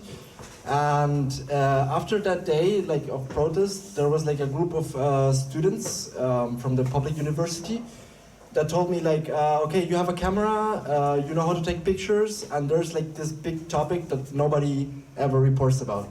So these guys from the public university used to make like riots every Thursday, like every Thursday. And they told me like, yeah, if you want to like report on this because like the news is not showing anything, you can help us like yeah, like a reporter. So at that time I was not actually I didn't have like a press card or anything. So it was more like a thing between students.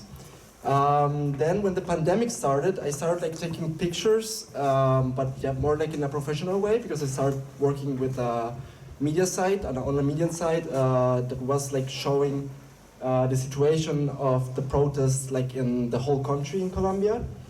And then it takes to the first picture. When Corona started, we had a lockdown that was like really strict for 3 months. This lockdown pushed many people that were above the poverty line, pushed them like really down. So we ended up having a country with 64% of informalities. So 64% of the people that are in Colombia don't have a formal job. They live like on a daily basis. Basically what they earn in a day, it's what they eat from. And then this kind of situations, for example, when you read in the news, you could always see like problems with police, with military, and it created like a great feeling of like, how do you call it, like resentimiento. Resentment like against the military and the establishment and the police. So this is like one of the examples from the first protest like after Corona started. We had a curfew, like a really strict curfew, and during the curfew there was the news that 12 military men raped a 12-year-old girl, an indigenous girl that was like helpless and just, you know, living her life, and she got raped by 12 military men. So a lot of feminist groups and different student organizations just went to the military canton in Cali and started protesting against the military. So you can move to the next one. The discontent didn't stop there. Like after, in September, there was one situation where the police tasered a guy, a lawyer, to death. And the day after the news, there was like a spontaneous movement of people basically going out to protest against the police. And in Bogota, this ended up in having 13 police stations burned down completely. And in Cali, they tried to burn down once, but because of the police violence, they were shooting at protesters with live rounds. You can move to the next one. And here you can see they were using like actual pistols to shoot at the protesters. So from this moment on, the people were starting like to distrust more the police than ever before. Like normally, if you ask people in Colombia if they call the police if something happens, nobody does that. People just take justice in their own hands. Because if you call the police, if you're fighting, if you see like a fight, a street fight with somebody, you call the police and they just make it worse. They probably just take them both to jail and they're going to torture both of them and then just going to leave them on the street and like on their own mercy, basically.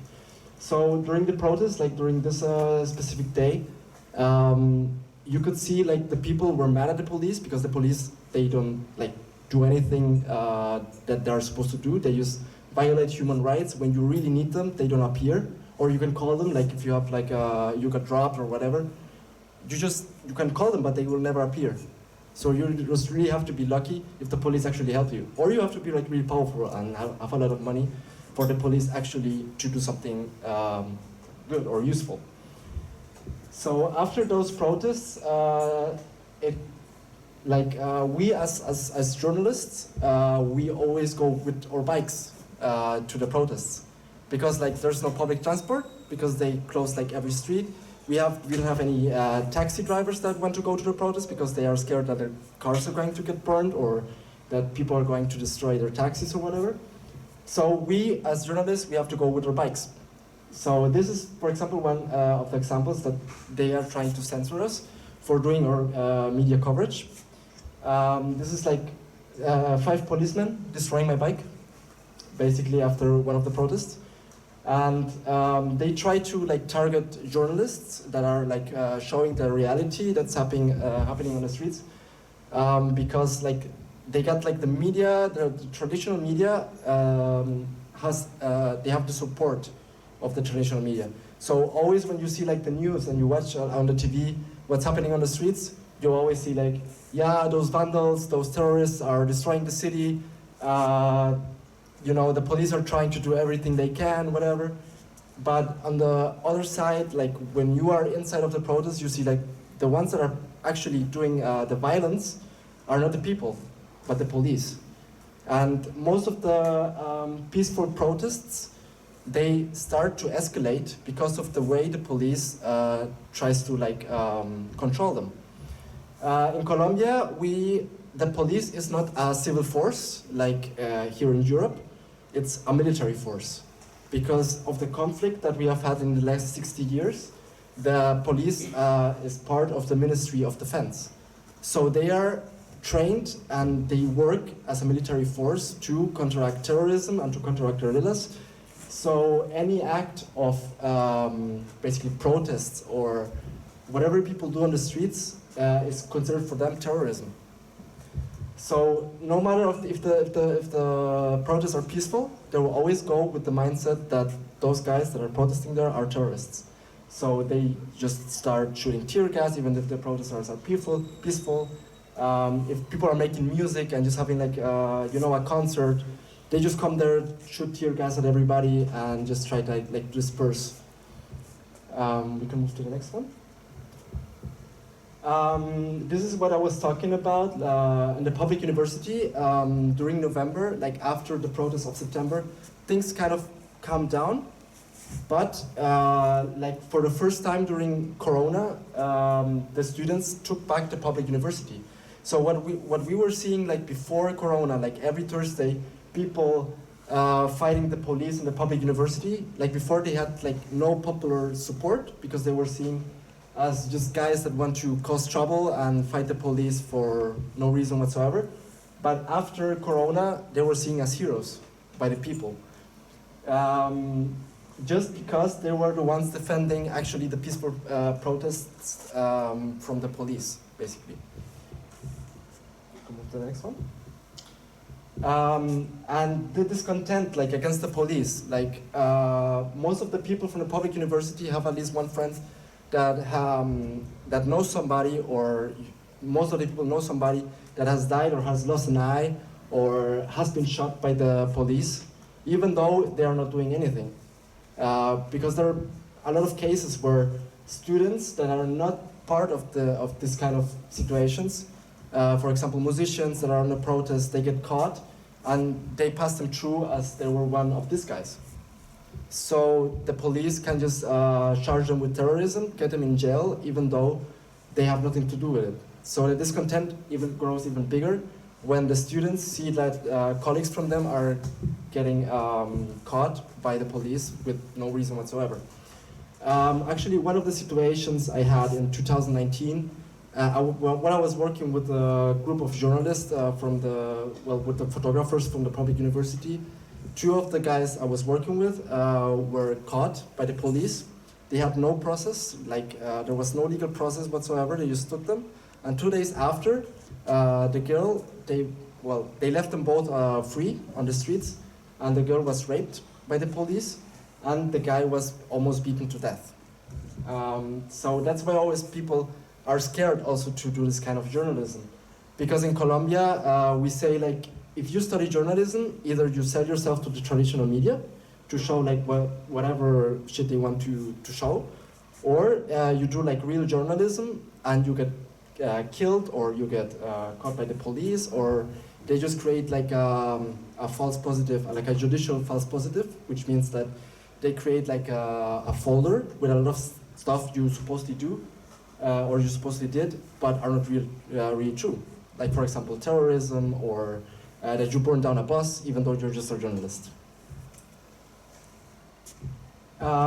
So the police in Colombia always try to censor the kind of people that try to take pictures of what's really happening in the streets. So before the protest of the 28th of April, I took this picture when the police actually took by force the public university in Cali, and they tried to identify the people that were actually taking pictures of the reality that's happening there. So in this picture we can see 1, 2, and 3, this one with even a professional camera, better than mine, taking pictures of us as journalists, just to identify us in a future protest, so they know exactly who are the people that are getting out the information about the protest, or that are showing the bad side of the police that they don't want. Just after that, the 28th of April, the big protest started, the ones that are still going on until today. And since the first day, since it was announced that there was going to be a mass protest the 28th of April, the police were prepared to counteract terrorism. These guys were protesting in 20 points in the city, blocking streets. The protests were peaceful at most of the time, but the police treated the protesters as they were terrorists, shooting tear gas, not only at the people, to disperse them, but also at their heads, to just really trying to kill them, basically. So I got, for example, this picture. I was in the middle of the protest next to the public university, and we as press, we are supposed to be identified. So we got the press card, we got a shirt where it says press in the back and everything, so the police can identify us as press, and they cannot shoot at us, because that's a violation of human rights. So this guy, I was walking from one side to another, and this guy started pointing at me, and I was okay, what should I do now? If he shoots, I'm dead. So what I did was just point back with the camera. And I told him, I was literally looking at him, and if he shoots, maybe I'm dead, but the picture will remain. So I will have proof of the guy that shot at me. So we got even the number of the police guy that tried to shoot at me, and we made also a lawsuit against the policeman, and 2 months later, nothing happened. They just told me, yeah, there's not enough evidence that the police are shooting at press, you know? This is not enough evidence for the Colombian police, you know? And actually, if you can go back, the only reason this guy didn't shoot at me was because like another protester came, and protesters are always trying to prevent the police from shooting or like hurting the people that are actually taking pictures, because the protesters are the ones that need this information to come out. Like the police are actually the bad guys, not the protesters. So they always try to protect us. So this guy, one guy came and threw a stone at him as soon as he saw him pointing at me. And this guy, this policeman, shot at him at the head, and his eye was literally like, you know, falling out.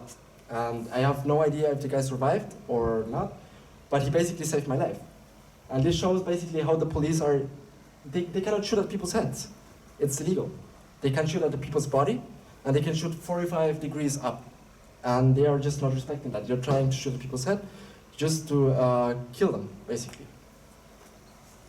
So during the 28th of April, there was also like a lot of vandalism, but I mean, Colombia is a country with 64% of informality. Like, people are not educated. So in a country where people are not educated, where many people like see protests on the streets, they use the opportunity, like seeing protests on the streets, to just burn down buses, to plunder, to steal stuff, and even steal the people that are also going to the protests. Like, everybody has their face covered because they don't want the police to recognize them. So many of the people that have their face covered are actually people that are robbing people, people are burning down buses. Sometimes there are even policemen that are basically camouflaged between the protesters, just to create like a reason for the police to come and shoot at the protesters. So they can say like, yeah, the protesters are the bad ones. And then we have these kind of situations, like the police at one side shooting tear gas, and other guys with bats, with machetes, with everything they have, and just trying to fight back. But it's like, it's not an equal force. These guys only have stones and sticks, while the police have real guns. And they're still like, they don't try to control the protest, they just try to kill everybody that they find. You can go to the next one. So, for example, in the city we had 20 places where people, or 22 places where people were blockading the streets. And blockading the streets was one way of protesting because that makes pressure on the economy, since no fuel, no food can go into the city. So this was one of the ways that people protested. And this was one of the points of the city, which is like kind of the rich neighborhoods. But behind the rich neighborhoods, there's like a slum. So the people from the slum went down to the rich neighborhoods and started blocking the streets. And this became like a point of resistance. In these points, like many of the people I talked to there, they eat like one meal a day. They don't have education. They cannot go to university because to go in Colombia to the university, you have to have a lot of money, or you need to be like really good at something, so you can maybe have the chance to go into the public university. But many people don't get a chance. So the only way for them to fight, to get like a chance to do something like with their life, because they have been living like Corona, the whole crisis, and seeing like every time it's getting worse, they have nothing to lose. So they just fight in the hopes that things might get better after the protests, or something may change in the, something might change in the government. So one of the things they told me there was like, okay, you as a journalist, just try to go to the points where you know you're safe. And I went there and I didn't know anybody. So I just went there and took my camera, started taking pictures, and there were some guys telling me, don't take pictures, don't try to take pictures of our faces, like we don't know who you are. And then I showed them my press card, and they knew like the kind of media I was working with. And then after that, like everybody was posing for the pictures. So then we got this kind of picture, that everybody's like, yeah, we're fine, you know. And one of the things they told us is like, you as press, when it gets dark, you just go home. Because at night, you don't have the guarantee that you're going to get back home alive. These guys used to go with their motorbikes, just picking up people around the protest point, where people were not fighting, and just taking the people in to show like results. So it's for them, it's hard to catch like the real protesters, because that's a lot of violence. They're going to get Molotov cocktails thrown at them and everything. So they just pick up people that are around the protests and show them as basically protesters. So in this kind of situation, I was on the streets like until dark, and I couldn't get home. So I just posted like on social media, hey, does anybody live here? Like, who can let me in? So that's like the power of social media that we can see like from the protests. After the protests, like the mainstream source of news was social media, because nobody trusts like the traditional media. So through my Instagram account, like I had like a follower base, and I just posted a picture like, yeah, who lives here? And they let me in. And after I got in, this policeman started making rounds, picking up people. So I had to stay like one night until the next day, and so I can get home. And that was like the situation every night. And people say like, yeah, those people that are fighting in the protests are just some guys, you know, a couple of guys with the face covered, they're fighting, you know, there's not like the majority of the Colombians. That's what I say. But, you know, when you go out on the streets and you see 23 points of the city with this amount of people, that's millions of people on the streets. And most of them, they don't look as terrorists. They're like normal people with a face mask, and just like, they were having like a peaceful protest until the police came. And then we go to the next picture. And when the police come, of course, they don't look for dialogue. They don't look for telling the people like, yeah, go home, you know, like in Germany, it's very funny because the police always come and just tell people, you know, go home, and people just, you know, yeah, we go home. And here, you know, they don't have dialogue. They just come in, they see a protest, they just shoot at everybody. They shoot at a straight line, trying to hit people's faces, even though they might not be people that are throwing Molotov cocktails, like normal civilians. And now that's what creates like the distrust of the Colombian people to the police. Like, nobody trusts the police. Something happens, just make justice your own way.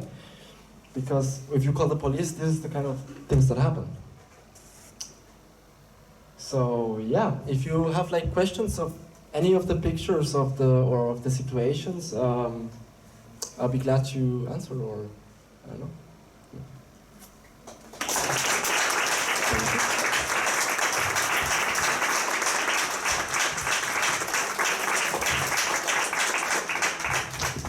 Thank you very much, Leo, for giving your presentation and for coming all the way from Berlin. He was super spontaneous. I had seen him speak in Berlin when I was there in the summer, and basically it was like, would you like to zoom in? Would it be really cool if you could share some of your work? And it was like, no, I've never been to Sweden. I'll just come along. Let's go over. Yeah, so that's really cool, and we're really privileged to have him tonight. I think we will do like questions and maybe some discussion if people are up for it. But I would like to first thank Smålands and Cafe Bronya for like allowing us to have this space to discuss it. It's been a really cool opportunity and a good learning curve for all of us. And thank you for you guys for coming along as well, even with the flashing screen. We were doing our best to try and engineer it, but none of us are technicians, unfortunately. So I don't know how best to do it. We also have like a live audience. We have like so online audience who are like from Colombia, from the UK, from Germany. So like we're many more people than just in this room. So I don't know, Lucy or Fran, do you want to? I will moderate this. Moderate. Does anybody have any questions, especially for Leonard, while he's still here in Sweden? I'm going to be like competent, or like maybe raise hands and like shout. Appreciate. Nope. No? Yeah, there's one. Yes? Yeah, it's actually more like a general question, which I just want to go make a picture on my head, because like I'm from Azerbaijan, we also have a dictate. You guys don't have it, but we have it, and it's just kind of a close station, I would say. So I just really want to know how the budget is fueled, and like that's the reason I'm asking that question is I just want to know how powerful is the government. And for example, let's say they see the journalists and they target them on the scene, on the field, but like do they do the border checkups? Do they do the kind of surveillance and arrest them like besides the the field? Yeah. To repeat the question as well. Sorry? Repeat the question as well, so everybody can online here and. Okay, so you're basically asking like how they surveil journalists and. Yeah, and also how the government gets power, like in a money sense, like do they fill the budget with taxes and or like is there like they get corruption from drug dealers or so on? Because that's quite important.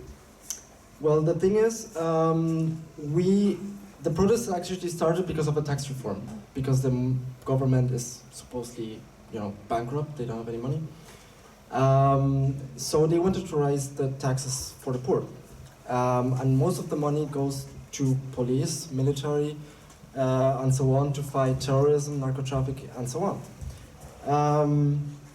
And they use those resources not only to counteract terrorism, but also like to follow journalists that are not doing things that are liked by the government. So, for example, in my case, during the second week of protest, more or less, the reason I came to Berlin was basically because the police, after the protest, I got messages on Instagram telling me, we're going to kill you if you appear on the street and stuff like that. And I was ignoring those messages because that's everyday life in Colombia. But then one night I came back from one of the protests and I came home. We got this gated communities basically. So you got a big, door where you go in and there's a person guarding the place. And when I came home, there were 2 motorbikes of the police with 4 policemen, and they were screaming like me. I don't know how you can translate it, but they were yeah, you're a sapo, you're a snitch. You're showing you don't show the reality of Colombia, whatever. We're going to kill you if you appear on the streets. That's you're going to be dead. So, if you get threats like that from the police and they know where you live, that's scary enough. And after that time, I was thinking okay, yeah, maybe I should stop doing it, and it's maybe getting kind of dangerous. But then every time I went out, there were 2 white vans following me everywhere, and the white vans are actually known for in Cali because of the people. In the peaceful protest, there were always coming white vans that would roll down the window, shoot at the protesters, and just go, And actually, there were a lot of journalists, or there was a German journalist actually that got deported from Colombia, and before she got deported, there was also a sicario, what do you call it? A hitman that tried to shoot at her, but her friend got in the way and received 13 shots. So if you have the whole time 2 white vans without license plate following you around, it's you really try, to do the best to keep on doing your work, but it's impossible if if you are hanging around drinking a beer, you're going to maybe be shot dead. So that's the way they're basically controlling the media and controlling the journalists that are trying to do basic journalism, Yeah. Does that answer your question? Yeah. Can I, when you mentioned the budget, it's important to note that the reform that was proposed was the 3rd one at the time, and it was essentially needed because there's a large deficit in the country. Not only because Corona was a big part of it, but there's a large deficit overall. And as we mentioned before, there's a large informal sector in Colombia. So how do you tax the informal sector? And that's something that we were talking about before.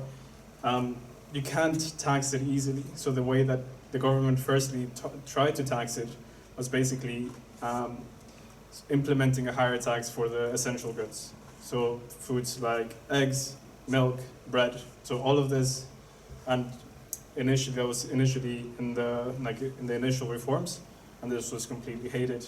So then this was completely scrapped.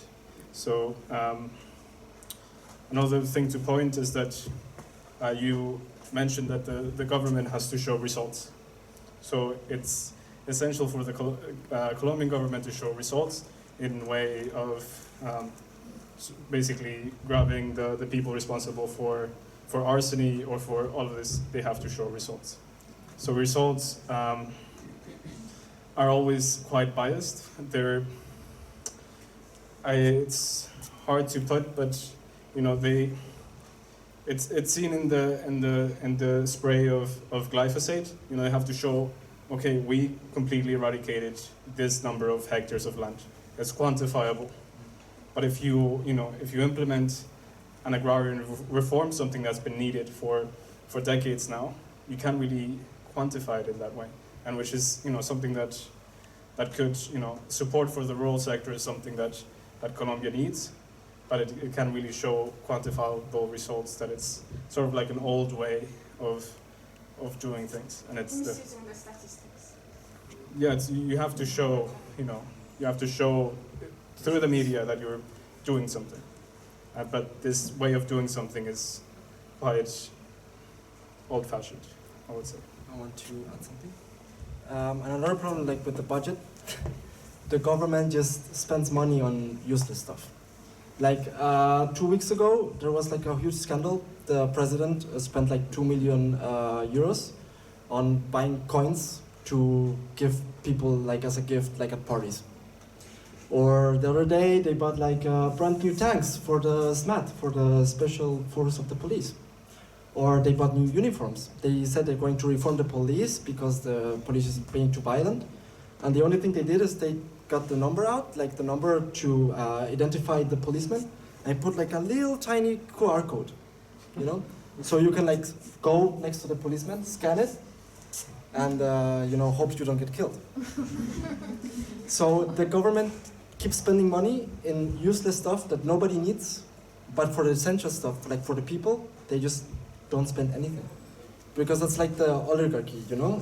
They spend like for them, for the rich people, and make their life as easy as possible, but for the normal Colombian, for the poor Colombian, there's nothing.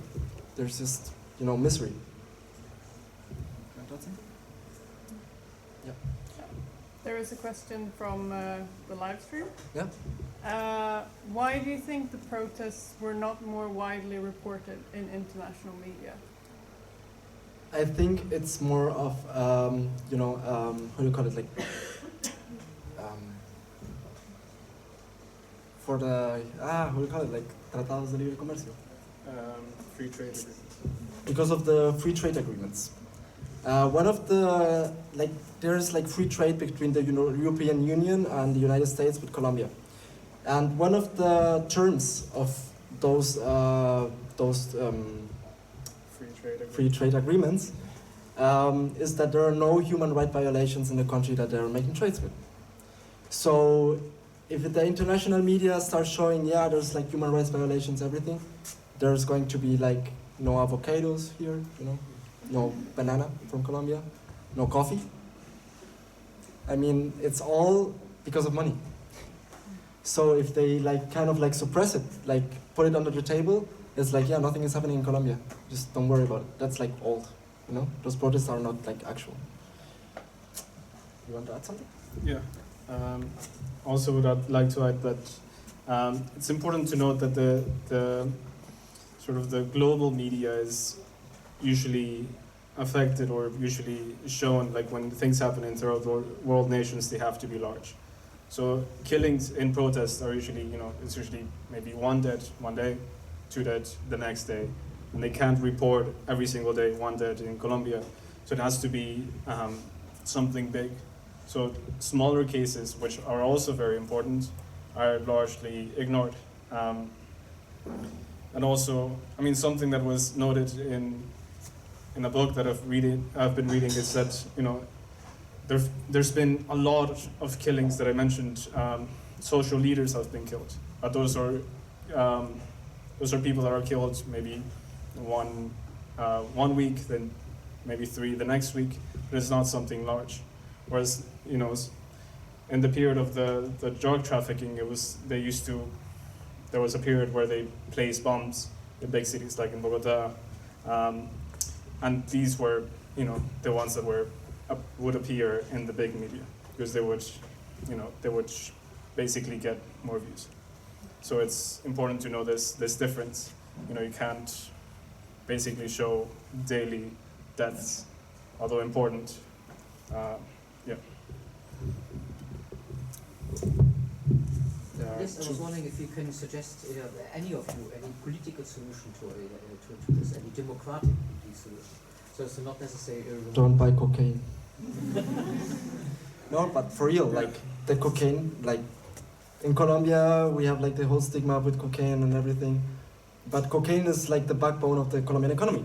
Like if you like it or not, like cocaine in some parts of the country is like money. So you can pay like a Coke for with cocaine. You can pay like your fish with cocaine, because there are a lot of places that are like neglected, and the state profits from that, because it's proven that many, like the president we have right now, it's put in power thanks to financing of, for example, narco traffickers. There's like a huge scandal right now with a guy called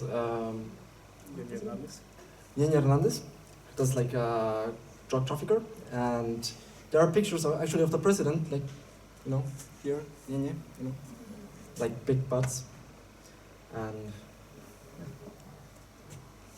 But what political solutions would you suggest? Don't buy cocaine. Can You you don't buy repeat the cocaine. question maybe so everyone in the back can hear the question? So the question is what political solutions would be should be implemented to solve the problems that we have in Colombia. So don't buy cocaine is one. It's not a political solution, but it's one that you can do for here. Yeah, that has to be implemented from here. So if any of you buy cocaine, you're actually funding in one way or the other the violence in Colombia. So it's important to note that you're complicit in the violence, in the war, in the deaths of millions or thousands of people, sorry. But the implementations, and one of the main concerns with the reforms that were passed was that they would ignore the elite. So they would tax, basically they would try to tax the informal sector while ignoring large portions of the upper middle class and the upper classes. So this is sort of the way that has been done for a long time, and it's important to note that, you know, taxing evenly is important, and also, as I mentioned, reforms that focus on the rural sector. The rural sector has been very important is very important and has been very important in Colombia for a long time. We depended in basically coffee in the beginning of the 20th century, and, you know, it's a large sector, but it's been basically forgotten, and there's been people that have flooded urban areas at the moment because they have no opportunities.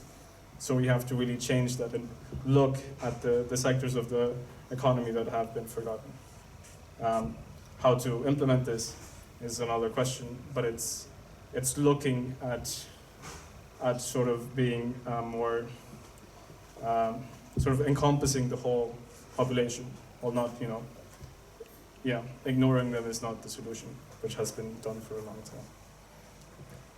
Another thing, like next year we actually got presidential elections in Colombia, and one thing we are trying to do, like also in Berlin, is to get all the people like that are like the Colombians in Berlin to vote against the current government party, which is pretty difficult because they buy a lot of votes. Like they go to the small towns where people have nothing, just go give people rice, give people, you know, pork, and buy votes, and just tell them like, yeah, vote for us. And also there are a lot of scams like when it comes to voting. So what we are like encouraging people to do is like go out next year, vote whatever party, but just against the current government, because that's if a lot of people vote, there's no matter how many votes they buy, we maybe can counteract the government with real votes. Somebody else has a question? Yeah. Yeah, you spoke before about the U.S.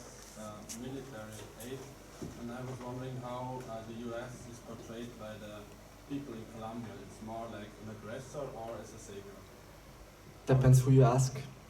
Because like for the oligarchy, like for the rich people, they feel themselves more American than Colombian. Like when you ask the rich people, where do you go on vacation? Miami, Florida, you know, to the New York, go shopping. But if you ask like the poor people, they mostly will see America, like, or the United States, as a far, far away dream, but also like as the one, problem that's like causing like a lot of the stuff. Like for example, the glyphosate. Like they are throwing glyphosate from the planes that's funded by the United States, or the war on drugs. The war on drugs. It's financed by the United States also. So most of the people that are suffering because of the United States are the guys, the people working like on the fields, the guys working like with the whole coca thing. And the thing with coca, with the coca plant, and why people make cocaine is because they don't have any other option of life, for example. If you live in Colombia in the middle of nowhere where there are no roads, it's easier for a narco to come with his boat, get the coca plants and pay you some money, than for you to grow bananas or to grow, I don't know, whatever, and get those products out because you don't have any roads. So basically, those people are against the United States because they are funding basically the destruction of their crop, and the Colombian government is doing nothing to substitute those kind of crops. So there was like a program during the Santos government that was called Ley de Sustitución de Tierras, which is like the substitution of the crops, basically. So the farmers would get like an incentive of crops, of money, to change the coca plants and grow legal products. But during the presidents during the presidents of now our current president, Duque, that got completely neglected. So most of the people, like there are a lot of scandals that they are receiving like 2 seats, maybe like 10 euros, and they're just left there to try to survive. But it's impossible. It's impossible to, like, with 2 seats and 10 euros to do something. So people just stay and keep growing coca because it's the only way they get to survive. And for them, the United States are the ones that are ruining their way of life, throwing glyphosate over the fields, over the crops. So yeah, I think it just depends on what kind of people you would ask in Colombia. Also, I would shortly like to ask that, add that it's something, a person that I mentioned before, Wade Davis, an anthropologist, said that he made quite a smart comment saying that, you know, the drug traffickers and everyone behind the war on drugs are 2 sides of the same coin. So they want to perpetuate this war because they both benefit from it in one way or the other. Because there's so much money on the war on drugs that basically if you end that war on drugs, they have no jobs. So it's important to read about it. If you look about what he's written about, it's important. He's written a book recently, and I think it's important to read. Yeah, if you want to ask me about it later, I can say. I think we have time for maybe 2 more questions, and then we're going to wrap it up. But then you can stay and mingle, of course. But time is running out, so that's okay. Yeah. So you go first, and then you. Okay. So I'm from Colombia, and I was just thinking about the question that you asked about what are the political solutions that we can have.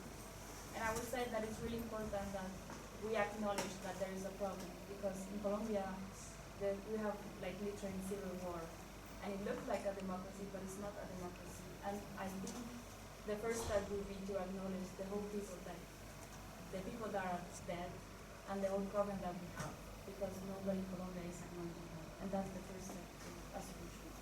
And we were trying to do that in the peace treatment, but the current government tried to not do it anyway, and that was even the both side of the war were starting to talk about it, and it was looking really good until the current government started again, and yeah. So I think it's really important. I would say that. It was just a comment of the question. Actually, to add to what you said, like the government has a policy of basically good deaths and bad deaths, you know, like los muertos buenos y los muertos malos. So they create like this kind of culture where if you kill somebody that's left, no problem, he was a terrorist. If somebody dies that's right, I mean, that's a great loss, you know. So it creates like this kind of concept of people actually just, you know, going against each other. Like we are the same country, but people are actually, you know, going against each other. And the first thing we have to do is change that mentality. To tell the people that we are like the same country, we are like the same people, and there's no good or bad deaths, they're just deaths, and we should not, you know, count the deaths on how many good or bad deaths they are. They're just dead people, and they shouldn't be deaths. And not during protests or not during the things the police or the military do. Yeah. Yeah. There's one more question. So my question was, what are the right options for us here to support the protesters? Well, depends. Like from Berlin, what we did to support the protesters were basically go to the embassy in Berlin, the Colombian embassy, because the ambassador was basically doing the same as the president, telling there's no problems, you know, nothing is happening in Colombia, everything is, you know, under control. So what we can do in the international community is to make more pressure, because if we make more pressure and show like on media and social media what's happening, that the police are actually shooting at people, that they are violating human rights, it may end the different treaties. And if the treaties end, it's going to create pressure on the government. And if the government starts to lose money and starts to lose like the power to export products, that's going to create a Senate that's going to go against the government. So they might be able to push the current government out, or the current president, because nobody wants to live in a country that's going to be like way poorer than it's now. Want to add something? It's a question that's difficult to answer, but I think it's important to read. It's a lot of, like, you see a lot of things in the media, and basically you're bombarded every day with different things, and it's easy to forget. But I think it's important to keep yourself informed of what's going on, because you read one thing and you're like, oh, you know, this must be the truth, and then that's the end of it. But it's important to go deeper. So it's important to keep yourselves informed, and that's basically a tool against, you know, misinformation. And if we're gonna end, I would like to end that Colombia is not a violent country. It just has these issues that have to be addressed. Colombia is a country of diversity, it's a country of beauty. It's the second most biodiverse country in the world, and only after Brazil. But I think it's important to note that it's, you know, there's so much potential, but it's also a lot that's being wasted. So, yeah.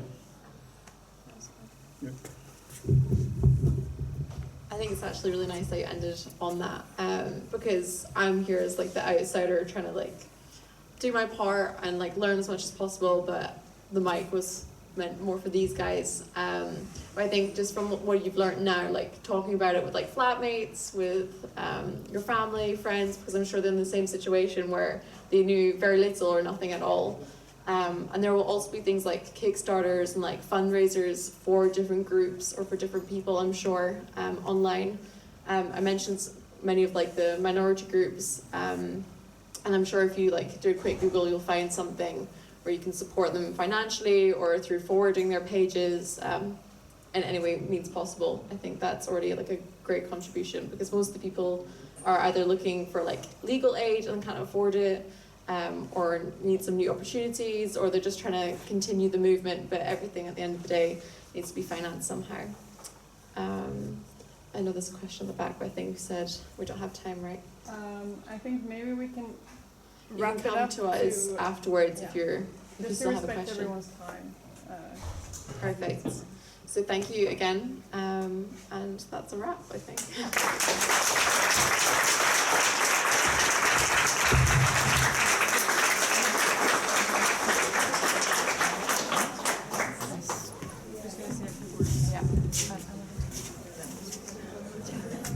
Okay, well, thank you so much to Filippa and Tomas and Leonard for coming and speaking today. I've learned so much personally, and I hope you've all enjoyed this, and I hope you could hear in the back. But as you know, it's a student nation, so we use the equipment that we have. Also super sorry about the screen, but as I said, I don't touch technology, so... Anyway, feel free to stay for a bit, talk to these people. If you have any more questions, I'm sure they would be more than pleased to answer. I don't know if you need to go. No? Okay. And also stay and mingle, make friends, maybe have some more fika. And yeah. Yeah, and I just wanted to say as well, I think it's really important that we in Smålands stand in solidarity with you and the struggle in Colombia, and I think it's really great that we could do this event, and I think we're really, really privileged to have you here and speak to us, and that you, Leo, came all the way from Berlin. I think that's amazing. So yeah, I just wanted to like put a lot of positive energy into the universe and say like, thank you so much for coming, and yeah, we're with you in the struggle, and we're really hoping for solutions, of course. Thank you for having me. Yeah, we're so pleased to have you. Yeah, and then I just wanted to encourage everyone to like stay and mingle if you want. I moved to Lund a year ago, and I made all of my best friends right here. So definitely stay around, mingle, chat, and come and talk to us if you want. I'm gonna stick around for a while at least. But yeah, around 9 we're probably gonna close up, just so you know. Yeah, and then I wanna make some noise for a very exciting event we have in 2 weeks. So the next Cafeteria event is on October 12th from 6 to 8, like right now. There's gonna be a Facebook event probably tomorrow, so keep an eye out for that. And this is a workshop on anti-racism. So it's a really, really important one, and especially because the majority of people who come to Smålands and to Cafeteria are white. So we all really need to take a really good long look at ourselves and our racial biases and work towards dismantling white supremacy, etc. So we're gonna have a group of local activists here who are some really cool people, and they're gonna talk to us about racism and how to deal with it and how to fight against it, basically. And the group is called Uncomfortable Conversation. So it's probably going to be a little bit uncomfortable for everyone, but that's part of the journey. So we really hope that you are coming to this event. It's going to be really nice. And then just a final remark, when you get up now, it would be great if you could take your chair and put it down by one of the tables in the end. And then you can sit down there and talk if you want. It's just then we don't have to go and collect all the chairs afterwards. But I think that's all for us. Have a really good night, everyone. See you in 2 weeks.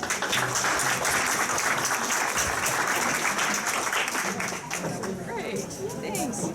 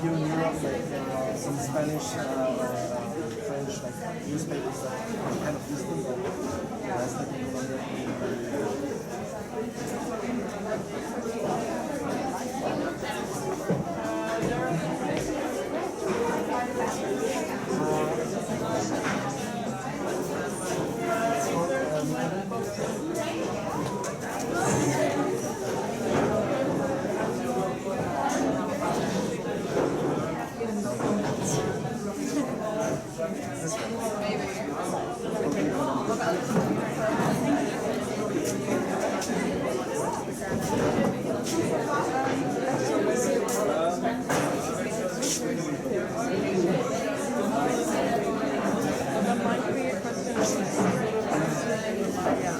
think it's my friend Luke. It's like international relations. I'll ask him about it. Actually, didn't really bother.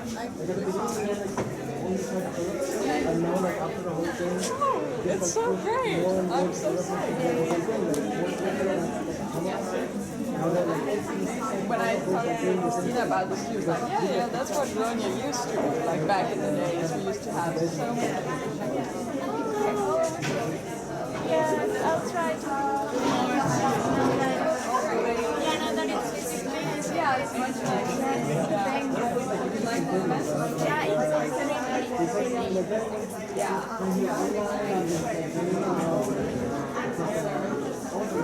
Might as well go.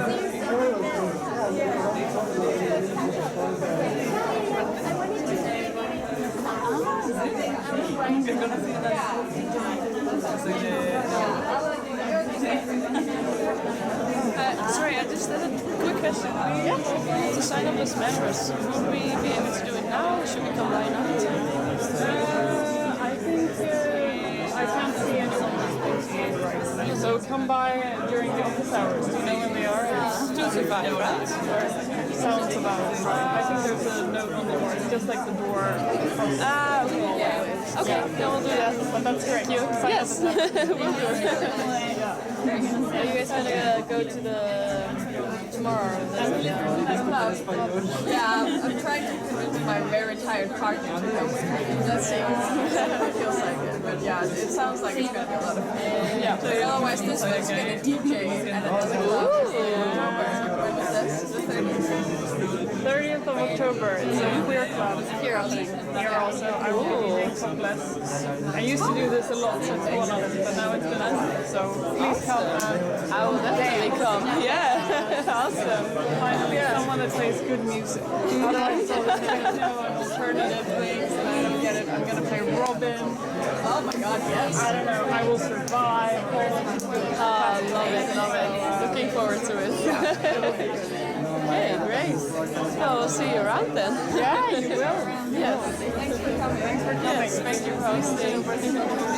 Bye.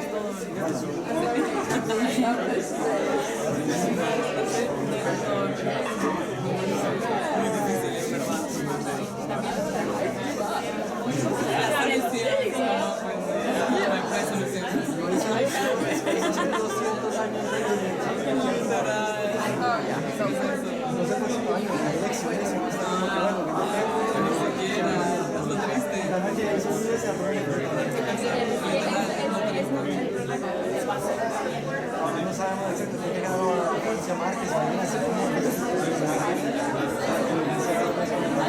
Pero la gente como no tiene experiencia, ¿sabes? Siempre habrá gente como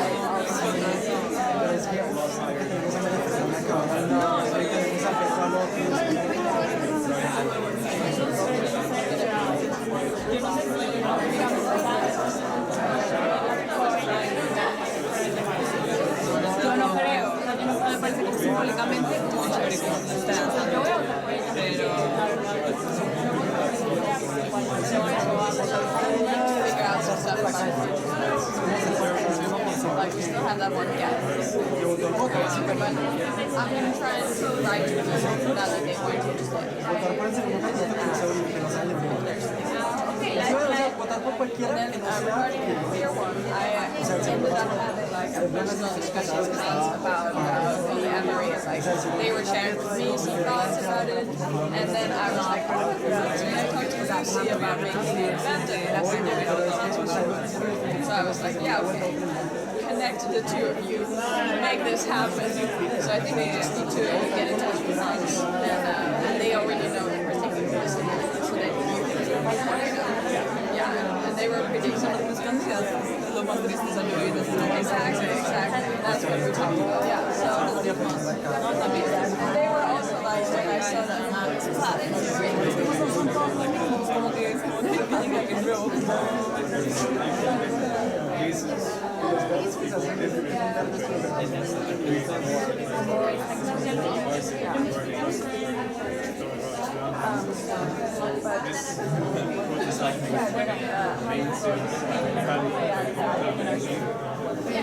De cuando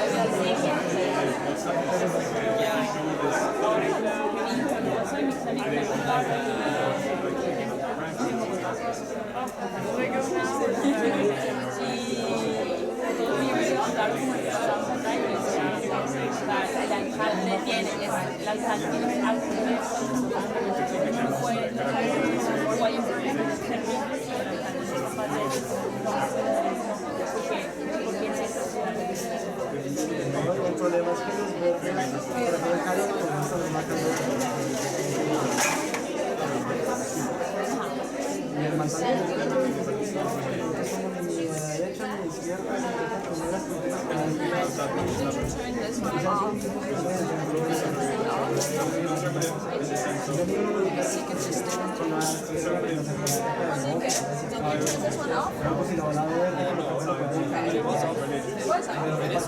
It's all. Es que no me lo he partido, o sea, porque o sea, como que nada, es verdad, lo como ese partido que ya es una conversación de No, but that should be easy. no votar por el partido, sino que creo que va a ser algo.